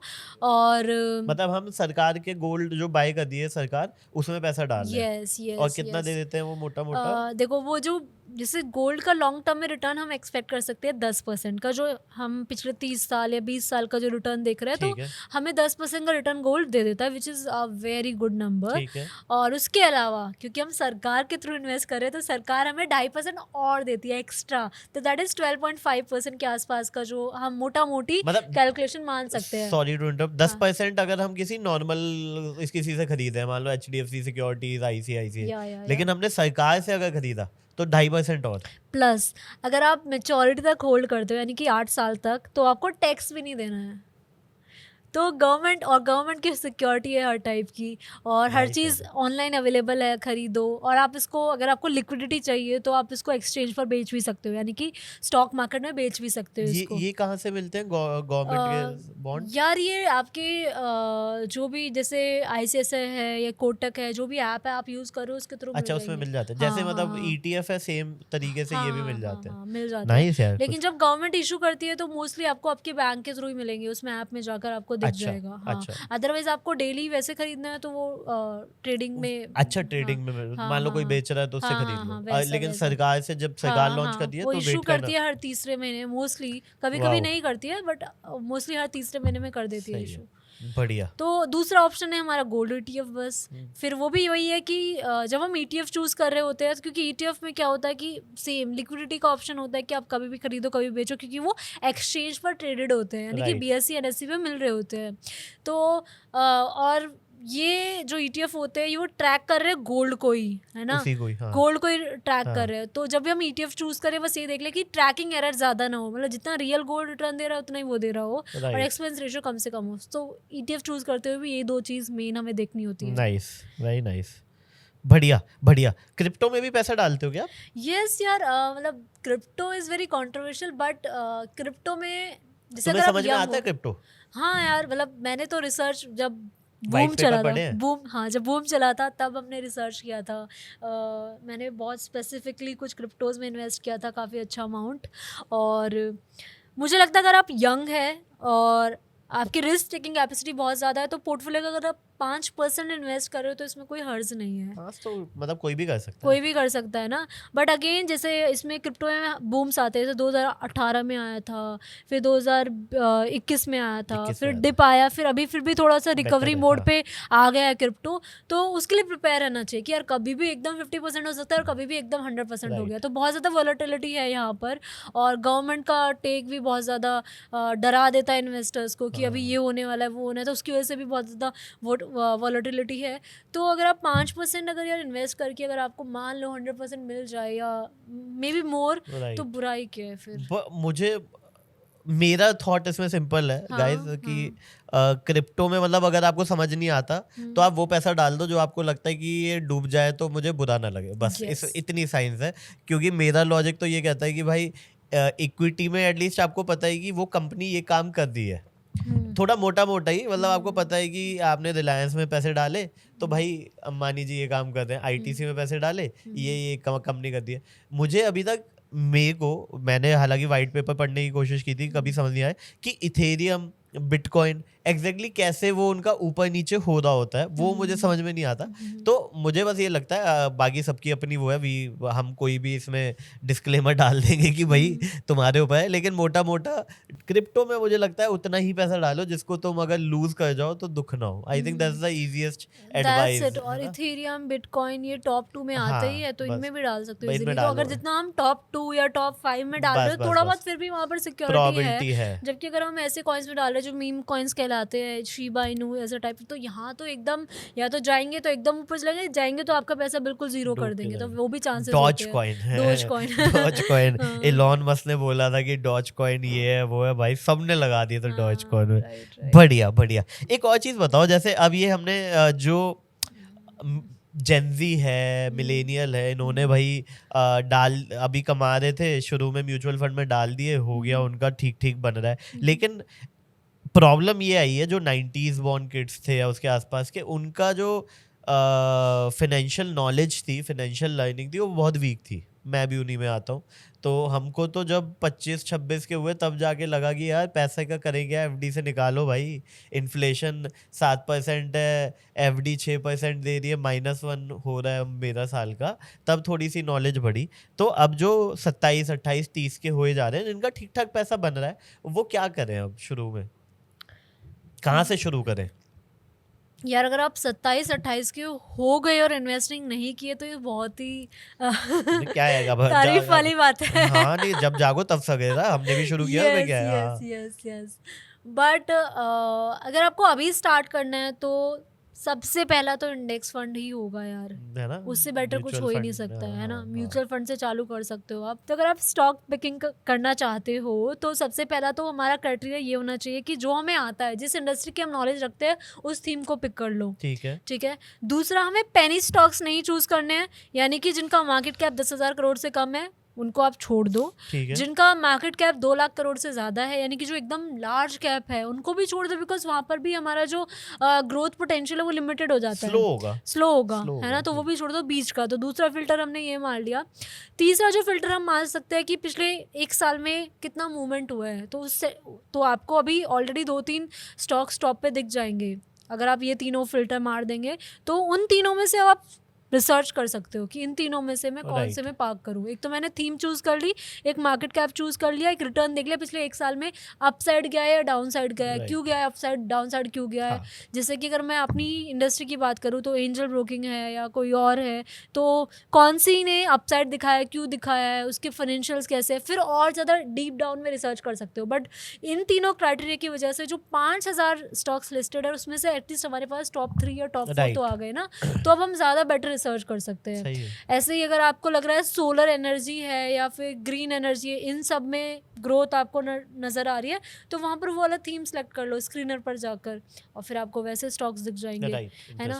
बट पहली और लास्ट टिप यही है कि मेक इट बोरिंग। मतलब ऐसा नहीं कि आप हर रोज़ खोल के देख रहे हो, एक बार रिसर्च करो। 10-12 स्टॉक्स का अगर आप पोर्टफोलियो बना रहे हो, उसको बनाओ, उसमें SIP चालू करते रहो, डिप आए तो फिर ऐड कर दो। ऐसा नहीं कि हर हफ्ते या हर दूसरे दिन आप नए स्टॉक्स पे रिसर्च कर रहे हो, क्योंकि आपका मेन काम तो कुछ और ही होना चाहिए ना। तो आप इसको फुल टाइम मत बनाओ। मैंने एक ना बीच में एक ट्वीट डाला था, कोविड में ही डाला था, कि if you want to wake up early start investing in shares. कितना मजेदार है। क्योंकि जैसे ही आप उसमें थोड़ा, शुरू में क्या होता है ना, जब आप शुरू में पैसा डालते हो ना, आपको सुबह ना 9 बजे आँख खुल जाएगी, आप डेली अपना पोर्टफोलियो कितना हुआ, ऊपर गया नीचे गया, ये शुरू में तो बहुत ज्यादा होता है। बहुत टाइम लगा मेरे को कि भाड़ में आए, अब छोड़ दो, वो देखी जाएगी। अब इस साल में 2-3 बार, या जब कोई अच्छी न्यूज आई तब देख लिया, बुरी न्यूज आई तब देख लिया। बट नॉर्मली मेरे को याद है कोविड में 2021 में मैं पैसे बहुत, उसी टाइम पे मैं पूरा शफल मारा था अपना पोर्टफोलियो, और मैं 9 बजे उठ जाता था और 9:15 एकदम ऐसे होता था कि अच्छा ये ऊपर हो रहा है, नीचे हो रहा है। बट ये होगा यार, ये पता है, लगता है कि ये इतना इजीली हम उससे डिटैच हो जाएंगे, बिकॉज अगर हम इतना इजीली मनी से डिटैच हो पाते तो फिर हम मतलब साधु बाबा बन जाते ना। आपने कहीं पे पैसा डाला, आपको तो चुल यही है ना कि कैसे कब बढ़ेगा, क्विक मनी चाहिए सबको। बट हाँ ठीक है, बट जब आप गोल प्लानिंग करते हो ना तो आपकी पिक्चर बहुत क्लियर हो जाती है कि मैं क्यों इन्वेस्ट कर रहा हूँ। तो क्यों बहुत क्लियर होना ज़रूरी नहीं है। ऐसा नहीं है कि आपके पास पैसे है और आप अंधा कहीं भी इन्वेस्ट कर रहे हो, तो उससे तो फिर यही होने वाला है कि आप रोज़ उठ रहे हो, बजट आया ठीक है, बजट के टाइम पर क्या हो रहा है, अपसाइड डाउन साइड, इसका कुछ प्रॉफिट कमा लूँ क्या अभी, हाँ तो तब तो फिर यही होगा। लेकिन अगर आप प्लान बना के चल रहे हो कि भाई आज ना मैं 20 साल का हूँ, 5 साल बाद मुझे ये करना है, 10 साल बाद ये करना है, 5 साल बाद जो मुझे गाड़ी खरीदनी है उसकी आज की कॉस्ट 7 लाख है, गाड़ियों पे जो इन्फ्लेशन है वो 7% है, तो उसके हिसाब से मुझे 5 साल बाद इतना अमाउंट चाहिए। अब उस अमाउंट के लिए डाउन पेमेंट चाहिए होगा, तो 5 साल बाद इतना तो मेरे पास डाउन पेमेंट रेडी होना चाहिए। तो उस तरीके से आप अगर प्लानिंग करके चलोगे कि उस डाउन पेमेंट के लिए मुझे आज से इन्वेस्टिंग करनी है, हर महीने 2000 3000, तो इस तरीके से अगर आप इन्वेस्टिंग करो तो वो पीसफुल होगी इन्वेस्टिंग, और आप लॉन्ग टर्म में ज़्यादा वेल्थ क्रिएट कर पाओगे। रादर देन जब आप नॉइजी इन्वेस्टिंग करते हो ना, तो तब आप वेल्थ क्रिएट करने में थोड़ी डिफिकल्टी देख सकते हो। ये बहुत इंटरेस्टिंग आपका पॉइंट ऑफ व्यू है। आई थिंक तब आपको थोड़ी शांति मिलेगी, बिकॉज आपको पता है कि मेरे को तो वो लेना है, मेरे को तो काफी लोगों को पता ही नहीं होता कि उनको लाइफ में कितना पैसा चाहिए। आपको कितना चाहिए? ये इंटरेस्टिंग क्वेश्चन है, बट मैं 100 करोड़ पे खुश हूँ। बट ये भी मतलब 100 करोड़ जेनरिक सा आंसर नहीं, है। जेनरिक नहीं है, मतलब ये मुझे लगता है अचीवेबल है। हाँ। मतलब इस अगले 10-15 साल में अचीवेबल है। अच्छा, क्योंकि मुझे लगता है कि जितना मैं कर रहा हूँ उसमें थोड़ा बहुत अगर मैं ढंग से इन्वेस्ट करता रहा तो कहीं ना कहीं 50 तक मैं वो टच करा सकता हूँ। ओके। अगर बट आपको पैसे कमाने क्यों है? इतने पैसे क्यों कमाने हैं? यार फिर वो मैं वैसे आइडियली तो देखो चाहता हूँ 40 तक मैं फिनेंशियली फ्री हो जाऊँ। तो जैसे मेरा जो मंथली बर्न है, बर्न कह लो या टीम में पैसा डालना, मेरा जो खर्चे हैं वो मुझे बस बीट कराना है, चाहे मेरी पैसिव इनकम से हो जाए या जो भी मैं कुछ कर रहा हूँ उससे, या मेरी इतनी इन्वेस्टमेंट हो जाए कि जो मेरा मंथली बर्न है वो बस ब्रेक इवन कर जाए। उससे मुझे लगता है मैं फिर कोई भी काम पैसे के लिए नहीं करूँगा। बट हाँ अल्टीमेटली अगर मेरे को एक वेल्थ क्रिएशन करनी है, उसके लिए मेरे पास गोल है कि यार अगर मेरे पास 100 करोड़ आ गए तो 100 करोड़ में मेरे को पता है कि जिस टाइप का एक सपना होता है ना कि ये वाला घर लेना है, वो घर आ जाएगा, वो 2-3 कारें, क्योंकि ये जब तक आएंगी नहीं ये चुल तो रहेगी। मैं तो आपने बनाया कभी प्लान बैठ नहीं यार, ये अब तुम्हारे साथ आज बैठा हूँ ना तो आज अब वो लगा देंगे ना, अभी 15-20 साल का वो कैलकुलेटर लगा देंगे तो आज से शुरू कर देंगे। बट फिर भी मुझे लगता है कि जो मतलब थोड़ा सा अगर बीच में 2-3 साल बहुत ज्यादा खींच लिए जाए ना in terms of hard work, तो वो 3 साल में खींचा जा सकता है। मतलब नॉर्मली किसी भी क्रिएटर या जो सेल्फ एम्प्लॉयड लोग होते हैं ना, उनका वो एक फेज आता है जिसमें वो एक अच्छा चंक खींचते हैं। इट कांट बी लाइक कि ऐसे ही जाता है।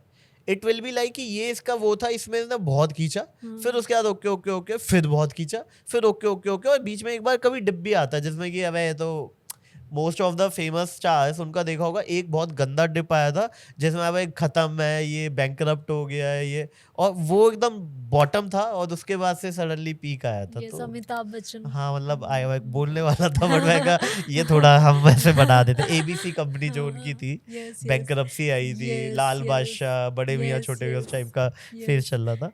बट हाँ ये इंटरेस्टिंग है आपका पॉइंट ऑफ व्यू। वैसे तो अभी तो मैं 28 पे मैंने बोला था कि 28 का एक अगर इंसान है और उसने इन्वेस्टमेंट नहीं करना सीखा था तो तुम बड़ी वो हो गई थी कि अगर नहीं किया। अब मैं अगर 35 पे पूछूंगा तुम तो बावली हो जाओगी कि यार छोड़ दे यार, अब तू जी योलो तू 35 का हो गया, अब तू योलो जी, अब तुझे कुछ नहीं कहना, तू जी यू ओनली लिव वंस। नहीं यार बहुत बेनिफिट्स होते हैं यार अर्ली स्टार्टिंग के। जैसे अगर आप 20 के हो और मैं 30 की हूँ, तो 20 पे अगर आप मान लो आपके पास भी 36 लाख है और मेरे पास भी 36 लाख है, ठीक है, आप 20 पे लगा रहे हो 36 लाख, तो आप 20 to 40 लगाओगे 36 लाख को इन्वेस्ट करके, तो आपका रिटर्न 3 करोड़ होंगे म्यूचुअल फंड के हिसाब से। बट मैंने 30 to 40 लगाया वो 36 लाख का अमाउंट, तो मेरा 1 करोड़ ही होगा। तो 2 टाइम्स या 3 टाइम्स ज्यादा रिटर्न मिल जाता है, क्योंकि हम सिर्फ 5 साल पहले स्टार्ट करें किसी से या 10 साल पहले, जितना जल्दी स्टार्ट करेंगे उतना बेटर है। And it's not just about investing, आपके पास जो बेसिक फाइनेंशियल प्लान है वो होना बहुत ज़रूरी है। तो पहला तो होता है हमारा इमरजेंसी फंड, क्योंकि आजकल बड़ी बड़ी टेक कंपनीज में ले ऑफ हो रहे हैं, टेक्नोलॉजी AI की वजह से कितने खतरे में है जॉब्स, राइट। कोविड जैसी सिचुएशन कभी भी आ सकती है। आपको पता होगा कोविड में 3 करोड़ लोग जो पहले मतलब मिडिल क्लास या लोअर मिडिल क्लास थे वो पॉवर्टी लाइन में आ गए थे, 3 करोड़ लोग अच्छा। शिफ्ट हो गए थे बिकॉज ऑफ वन इमरजेंसी। तो लोगों के पास जो मिनिमम फाइनेंशियल प्लान की जो चेकलिस्ट है वो भी साइन नहीं होती है। मतलब कि पहला तो एक इमरजेंसी फंड कि 3 महीने का खर्चा, 3 से 6 महीने का खर्चा आपके पास रेडिली अवेलेबल होना चाहिए, एफडी में, आरडी में, या फिर जहाँ से आप तुरंत निकाल सको। दूसरा चेकलिस्ट है आपके पास हेल्थ इंश्योरेंस होना ही चाहिए। इस पे मैं आने वाला था, हाँ। सॉरी मैं हाँ। तुमने शुरू ही कर दिया। तो हाँ। हेल्थ इंश्योरेंस और लाइफ इंश्योरेंस, हाँ। इसका क्या इंपॉर्टेंस होती है और कब ले लेना चाहिए ये आपको? यार हेल्थ इंश्योरेंस सबको ही लेना चाहिए, चाहे आपके घर में 1 महीने का बच्चा है या फिर वो 60-70 साल का कोई बुजुर्ग है, तो Okay. सबको ही लेना चाहिए हेल्थ इंश्योरेंस। और ऐसा क्राइटेरिया है कि अगर आप नॉन मेट्रो सिटीज़ में हो तो आपका जो कवर है हेल्थ का वो 3 से 5 लाख ले रहे हो, ठीक है। लेकिन अगर आप मेट्रो सिटीज़ में हो तो 5 लाख से ज़्यादा की आपको हेल्थ इंश्योरेंस कवर लेना है, क्योंकि बेयर मिनिमम आपको लेना ही लेना है। प्लस कुछ लोग काम भी कर रहे होते हैं, एम्प्लॉयड भी होते हैं, तो वहाँ पर भी आपको जो कवर मिल रहा है वो देखा करो कि अप्रोप्रिएट है कि नहीं, उससे अलग से भी लेने की ज़रूरत है कि नहीं आई आपको। थिंक अब एक इस पे टॉपअप भी हो जाता है ना, हाँ हाँ हाँ कि सपोज आपके ऑफिस में अगर आपको 10 लाख का हेल्थ इंश्योरेंस मिला हुआ है तो तुम एक छोटी अमाउंट डाल के उसको 10 से 15 का करा सकते हो, शायद कुछ ऐसा होता है। या फिर अलग से भी ले सकते हो, क्योंकि ऑफिस वाला तो जब आप ऑफिस छोड़ोगे तब वो नीलबट्टा सन्नाटा हो जाएगा, राइट। तो अलग से भी आप अपनी फैमिली के लिए ले सकते हो कि वो पहले कम कवर था, अब ज्यादा ले लिया आपने कवर। तो ऑफिस वाले जनरली फैमिली को कवर करते हैं एक इंश्योरेंस में, तो कवर पर हेड जो कवर है वो थोड़ा कम ही अमाउंट का होता है, इसलिए आपको या तो टॉपअप लेना चाहिए या फिर अलग से लेना चाहिए। तो हेल्थ इंश्योरेंस तो बहुत ही सिंपल है, सबको लेना है। और इसमें कुछ कवर होते हैं, वो चाहो तो आप ले सकते हो, बट आजकल बहुत ज़रूरी क्रिटिकल इलनेस का कवर आपको ही लेना चाहिए। और अगर आपकी फैमिली है तो फैमिली को कवर करा लो, एक पूरा जो फैमिली फ्लोटर प्लान है वो ले लो। फिर जो दूसरा टाइप का इंश्योरेंस है जो सबके पास होना चाहिए, दैट इज़ लाइफ इंश्योरेंस। और ये किसके पास होना चाहिए? सिर्फ उनके पास जिनके डिपेंडेंट्स है। ये सबको नहीं लेना है कि आपकी जॉब लगी है, 20 साल के हो, लेकिन आपकी फैमिली, आपकी बहन अलग कमा रही है, भाई अलग कमा रहा है, माँ बाप के पास पैसा है, तो आपको लेने की ज़रूरत नहीं है।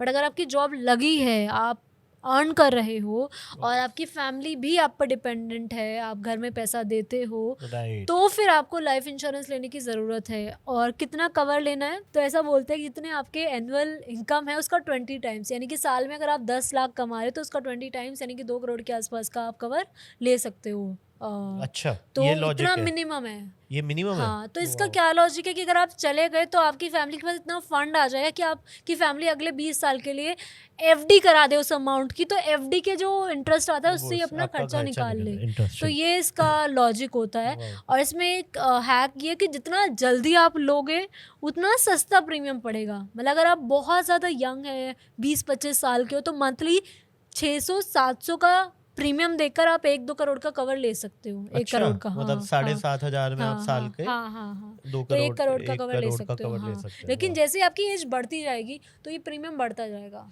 इसमें ऐसा भी कुछ होता है ना कि जैसे आपने शुरू में अगर ले लिया तो फिर आपका प्रीमियम डिफरेंस भी कम आता है। यस, मतलब जैसे अभी मैंने 7,000 में 1 करोड़ का लिया है और सेम चीज़ अगर अगले साल करूँगा तो वो शायद 7.5 हो, अगले साल करूँ 8.5 हो, लेकिन अगर मैं 3 साल बाद डायरेक्टली लूँगा तो वो शायद 10,000 की पड़ेगी मेरे को। तो वही मैंने कहा, जितनी जल्दी आप स्टार्ट करोगे उतना सस्ता प्रीमियम पड़ेगा, कम में वही कवर मिल जाएगा। जितना लेट स्टार्ट करोगे उतना प्रीमियम का जो अमाउंट है वो बढ़ जाएगा, कवर का अमाउंट तो वही रहेगा। तो लाइफ इंश्योरेंस लेकिन आपको लेना बेसिक वाला है कि जिसमें आपको लाइफ इंश्योरेंस ही मिले। काफ़ी सारी जो बैंक्स है, जो कंपनीज है, वो आपको बहुत सारी चीज़ें मर्ज करके बेचती है। तो इन्वेस्टमेंट और इंश्योरेंस अलग अलग होना चाहिए।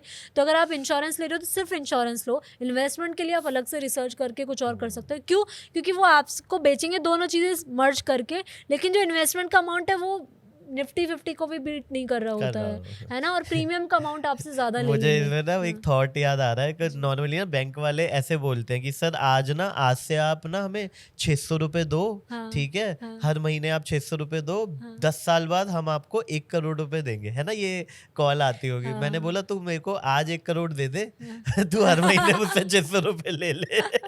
कहता सॉरी सर।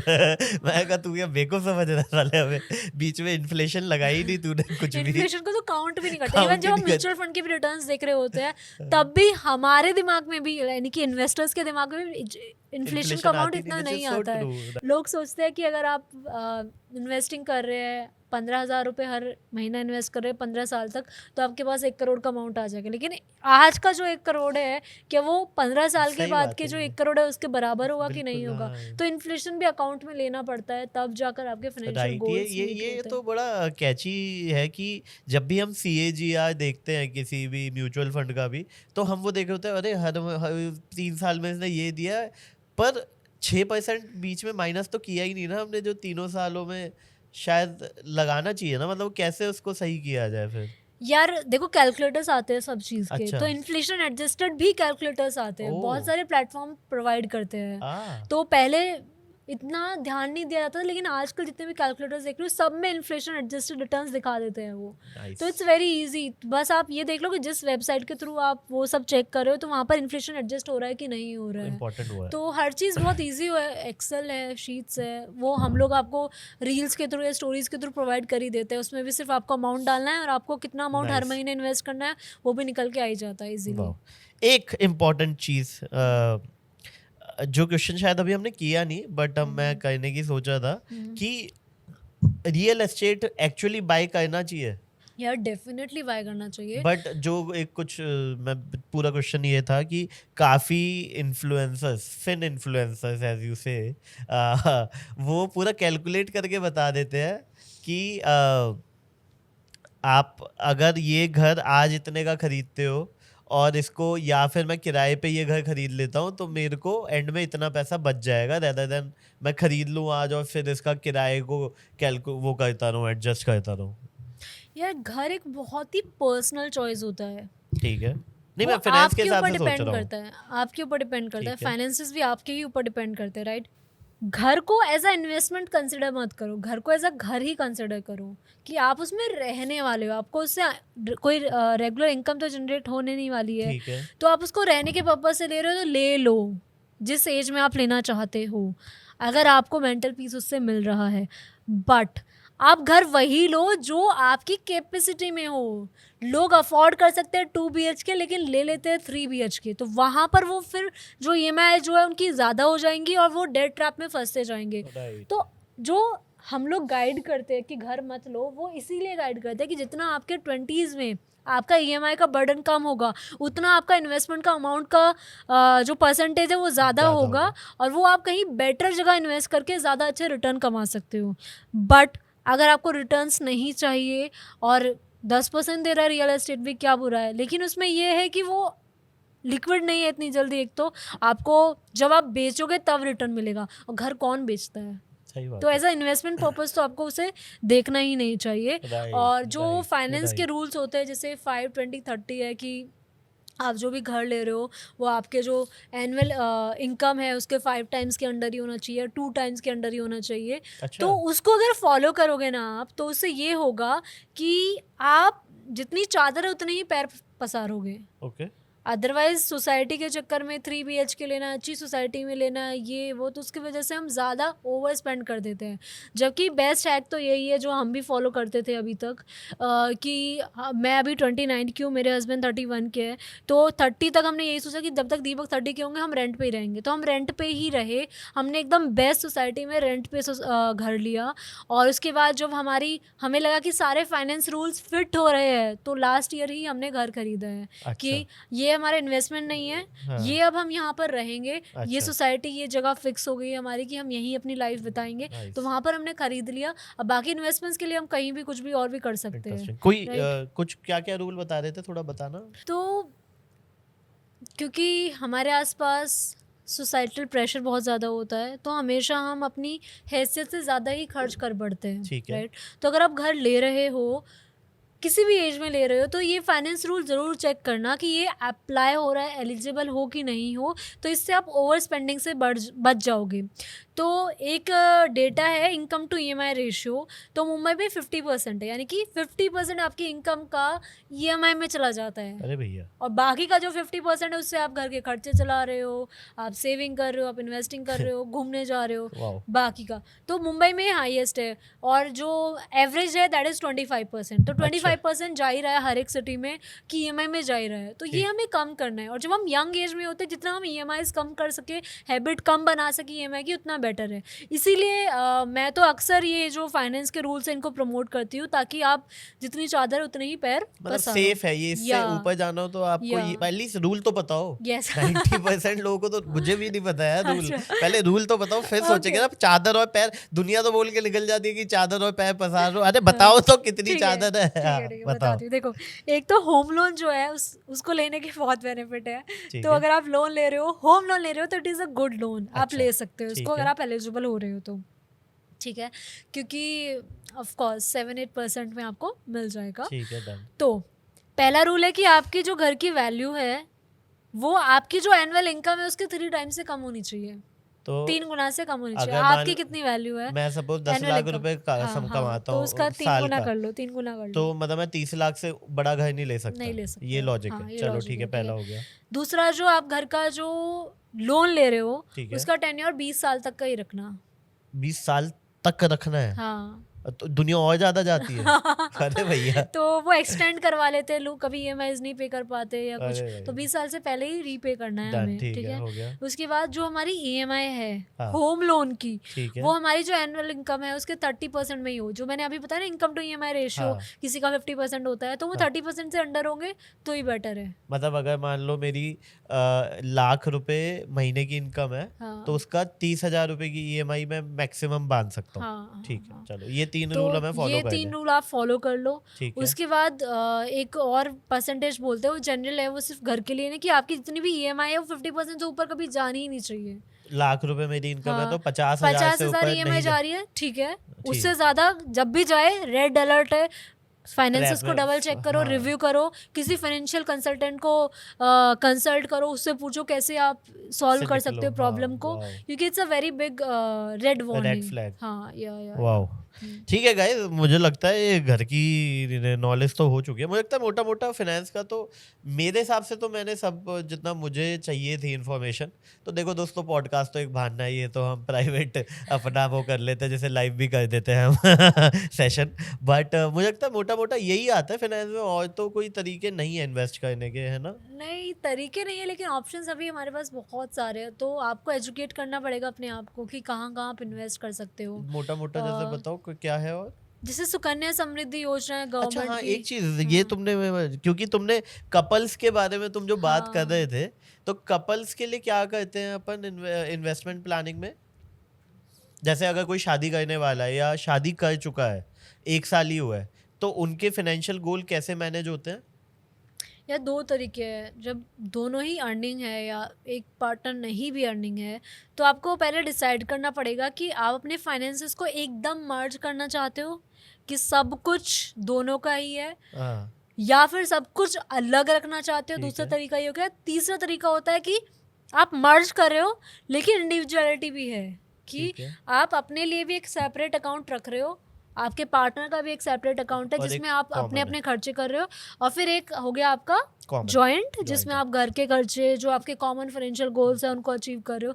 तो ये जो थर्ड वाला तरीका है, ये बेस्ट होता है, ये सबके लिए वर्कआउट करता है। जो पहले 2 है वो किसी किसी के लिए वर्कआउट कर सकते हैं, मोस्टली केसेस में वर्कआउट नहीं नहीं करेंगे, करेंगे, राइट। राइट, तुम्हारी इंडिविजुअलिटी होनी भी बहुत ज़रूरी है, और साथ में मिलकर चलना भी बहुत ज़रूरी है, तभी लाइफ ईजी होती है। तो आप बिल्कुल अलग भी नहीं कर सकते हो, बिल्कुल ज्वाइन भी नहीं कर सकते हो। डन, तो ये स्टैंडर्ड तरीका होता है कि कैसे आप फाइनेंसेस को मैनेज कर सकते हो। ठीक है, अब जब आपने डिसाइड कर लिया, तो आप अपना अकाउंट रख रहे हो अलग से, पार्टनर का अलग से है, और आप जॉइंट वाला अलग से रख रहे हो। डन, तो अब आप यहाँ पर डिसाइड कर सकते हो रिस्पॉन्सिबिलिटीज़ कैसे डिवाइड होगी। सबसे बड़ा जो डिस्कशन है आपको यही करना चाहिए, शादी से पहले भी और शादी के होते ही, कि अब हम रिस्पॉन्सिबिलिटीज़ को कैसे डिवाइड कर रहे हैं। ठीक है, जैसे अगर मैं अपना दीपक का बताऊं, तो मैंने बोला कि मैं घर जो मोटे खर्चे हैं मैं उनके लिए सेव कर लेती हूँ, और जो डेली यूज़ के हैं या बीच में जो भी कुछ आएगा उसका तुम कर लो। एक वाओ, तरीका ये हो सकता है, राइट। या फिर मैं और दीपक बोल सकते हैं कि यार कुछ EMI का पार्ट तुम दे देना, कुछ पार्ट मैं दे देता हूँ। ठीक है। तो जो भी वर्कआउट कर सकता है एक दूसरे के साथ बात करके ही सॉल्व होगा। जो मोस्टली फाइट्स होती है ना अपूर्व फैमिलीज में या कपल्स के बीच में, Sure. 3 रीजन से होता है। एक तो कम्युनिकेशन नहीं करते पैसों के बारे में बिल्कुल भी, दूसरा एक दूसरे से झूठ पैसों के बोलते बारे में क्या जनरली नहीं करते कम्युनिकेशन बात ही नहीं करते। बट यार तुम उस पार्टनर के साथ पूरी लाइफ बिताने हाँ, वाले हो ठीक है, ना, sorry, हाँ। तो तुम्हें कम्युनिकेशन तो करना जी, चाहिए, पहला राइट? पैसों के बारे में, हाँ, हाँ। पैसों के बारे में कम्युनिकेशन करना चाहिए। और दिस इज़ वेरी कॉमन कि लोग करते ही नहीं हैं, एग्री। बताते नहीं अपने पार्टनर को कि कहाँ कैसे इन्वेस्ट किया हुआ है, या फिर झूठ बोलते हैं क्योंकि कम्युनिकेशन तो हुई नहीं, कभी हम सेम पेज पे आई नहीं। अब मैं इन्वेस्ट कर रही हूँ स्टॉक्स में, मेरे हस्बैंड बोलते हैं कि यार तुम्हें स्टॉक्स नहीं आते, तू मत करना, इसमें क्यों इन्वेस्ट कर दिया, तो फिर वहाँ प्रॉब्लम होगी। या मेरे हस्बैंड इन्वेस्ट कर रहे हैं मान लो रियल एस्टेट में, तो तुम इतना पैसा वहाँ क्यों इन्वेस्ट कर रहे हो यार, तुम स्टॉक मार्केट में करो ना, वहाँ ज़्यादा रिटर्न आएगा। तो हाँ, हो सकते हैं ना कॉन्फ्लिक्ट्स, बिल्कुल होंगे, तो हाँ। ऐसे होते हैं। तो बट सॉल्यूशन वही है कि आपको एक साथ बैठना पड़ेगा। तीसरा जो रीज़न है वो है कि फैमिलीज पे जो खर्च करते हैं, लाइक लड़का अपने पेरेंट्स पे कर रहा है, लड़की अपने पेरेंट्स पे कर रही है, राइट। वहाँ पर सबसे बड़े कलेश चालू होते हैं। ओह, वाओ, काफी इन्होंने बहुत ही डेप्थ में ये सब मुझे लगता है कि Yes, research डीएम किया में है। वो किया हुआ है कि भाई क्या क्या टाइप की प्रॉब्लम तो है। सबसे बड़ा प्रॉब्लम तो स्पेशली है। आज के टाइम पे लड़कियों को या लड़कों को यही आ रहा है कि फैमिलीज पर जो खर्च हो रहे हैं उसको कैसे एक दूसरे को हम समझा के सेम पेज पर आए। वाओ। तो ये तभी हो सकता है जब आप जॉइंट कर लो चीज़ों को और कुछ चीज़ों को अलग रखो।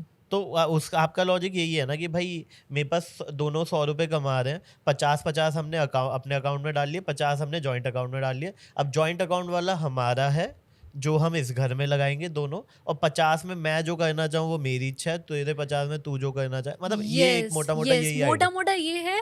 बट थोड़ा सा ओपन कम्युनिकेशन भी करना जरूरी है। ऐसा नहीं कि यार मैं 50% में बिल्कुल ही अगर किसी ने पूछ भी लिया पार्टनर ने कि तुमने क्या किया, तो तुम्हें इस तरीके से जवाब देना है कि तुम्हें नॉर्मल कन्वर्सेशन लगे, ऐसा लगे लड़ाई कर रहे हो। हाँ। तो वहां पर एक बहुत बड़ा रोल प्ले होती होता कौन है। है तू पूछ कैसे तूने ये मुझसे पूछ, ये 50 तो मेरे थे।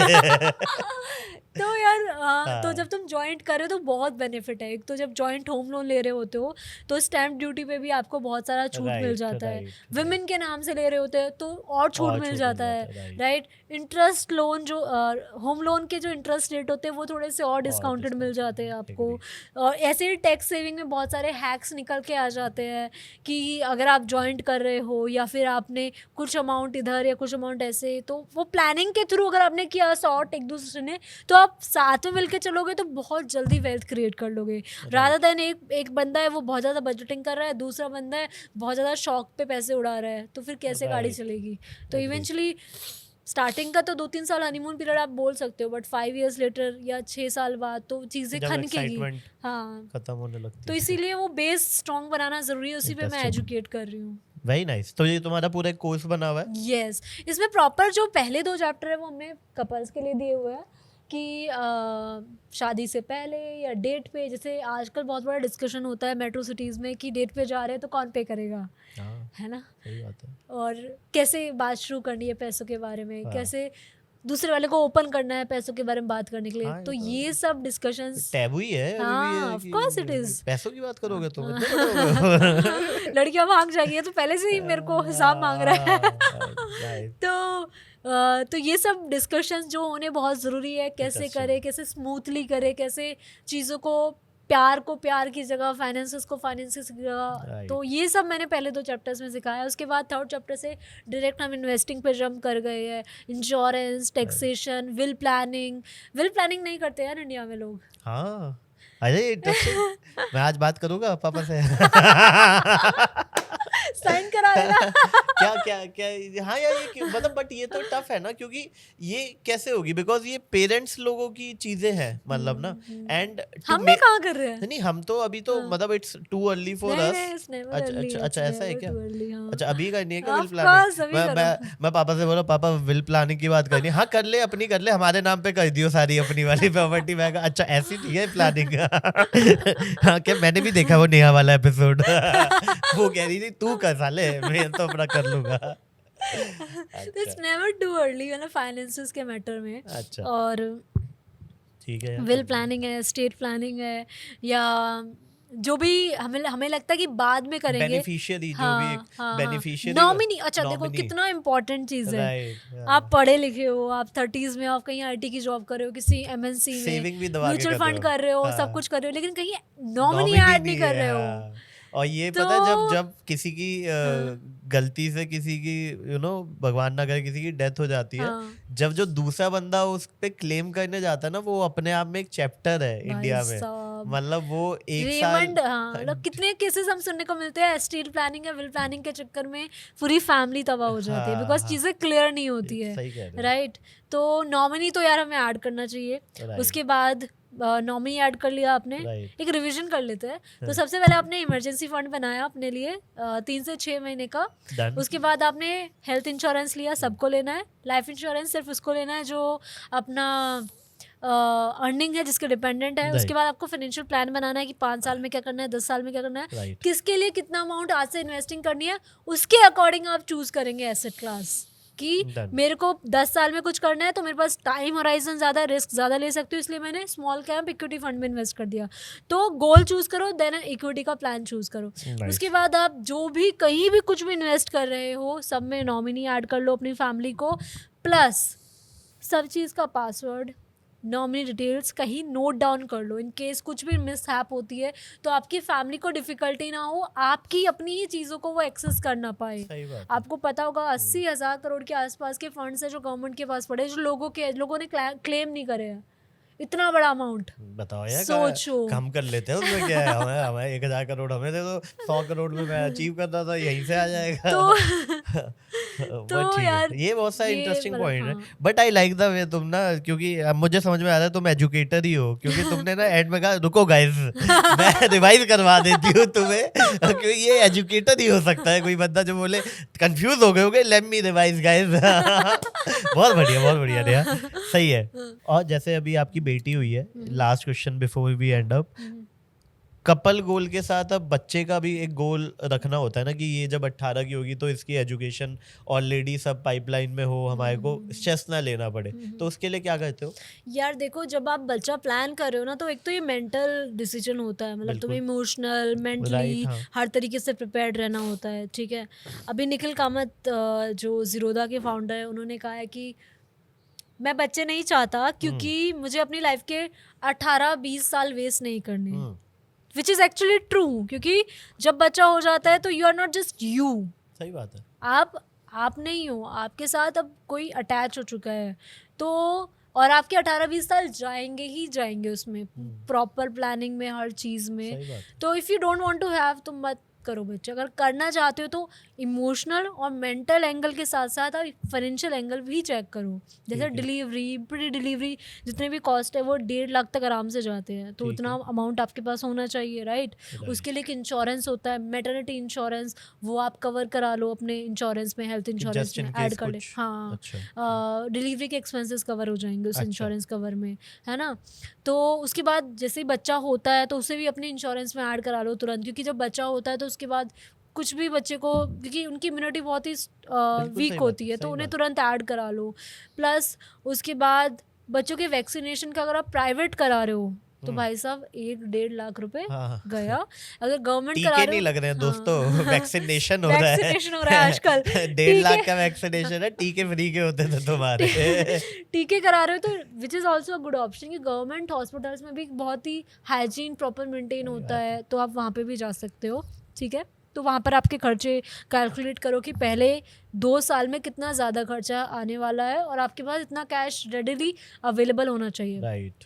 देन हर साल के जो ऑन एन एवरेज, जितना भी मैंने रिसर्च किया है, स्टडीज़ को स्टडी किया है, तो उसके अकॉर्डिंग 3 से 8 लाख रुपए, यानी कि मिनिमम 3 लाख रुपए हर साल का खर्चा आपका होना ही होना है बच्चे पे। भैया आपको पता है हैदराबाद का एक स्कूल है, वो नर्सरी के लिए 3 लाख की फीस चार्ज कर रहे हैं, इसलिए हम दिल्ली में रहते हैं। गुड़गांव में कम मत समझो गुड़गांव वालों को, वहां पर भी सेम हाल है ब्रो, सेम हाल है।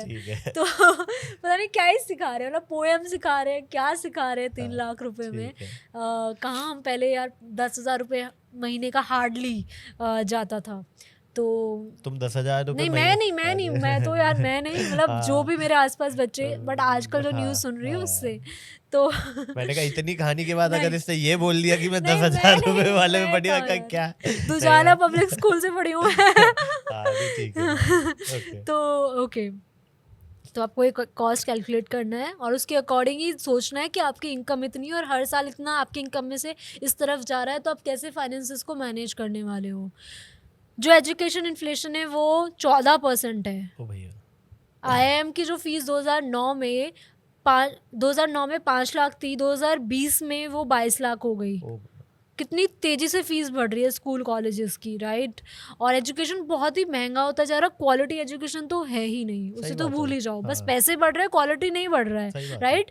And same with employment also. हमारी पॉपुलेशन जो यंग पॉपुलेशन है वो तो बढ़ी है पिछले 20 साल में, जॉब उतनी है, बट जॉब उतनी ही है। तो इसकी वजह से जो यंग पॉपुलेशन है वो अनएम्प्लॉयड है। जितने भी अनएम्प्लॉयड लोग हैं उसमें से 80% तो यंग पॉपुलेशन है ना। undoubtedly, right. तो ये जो इतनी डरावनी चीज़ें सामने आती है, तो you have to be prepared very well financially.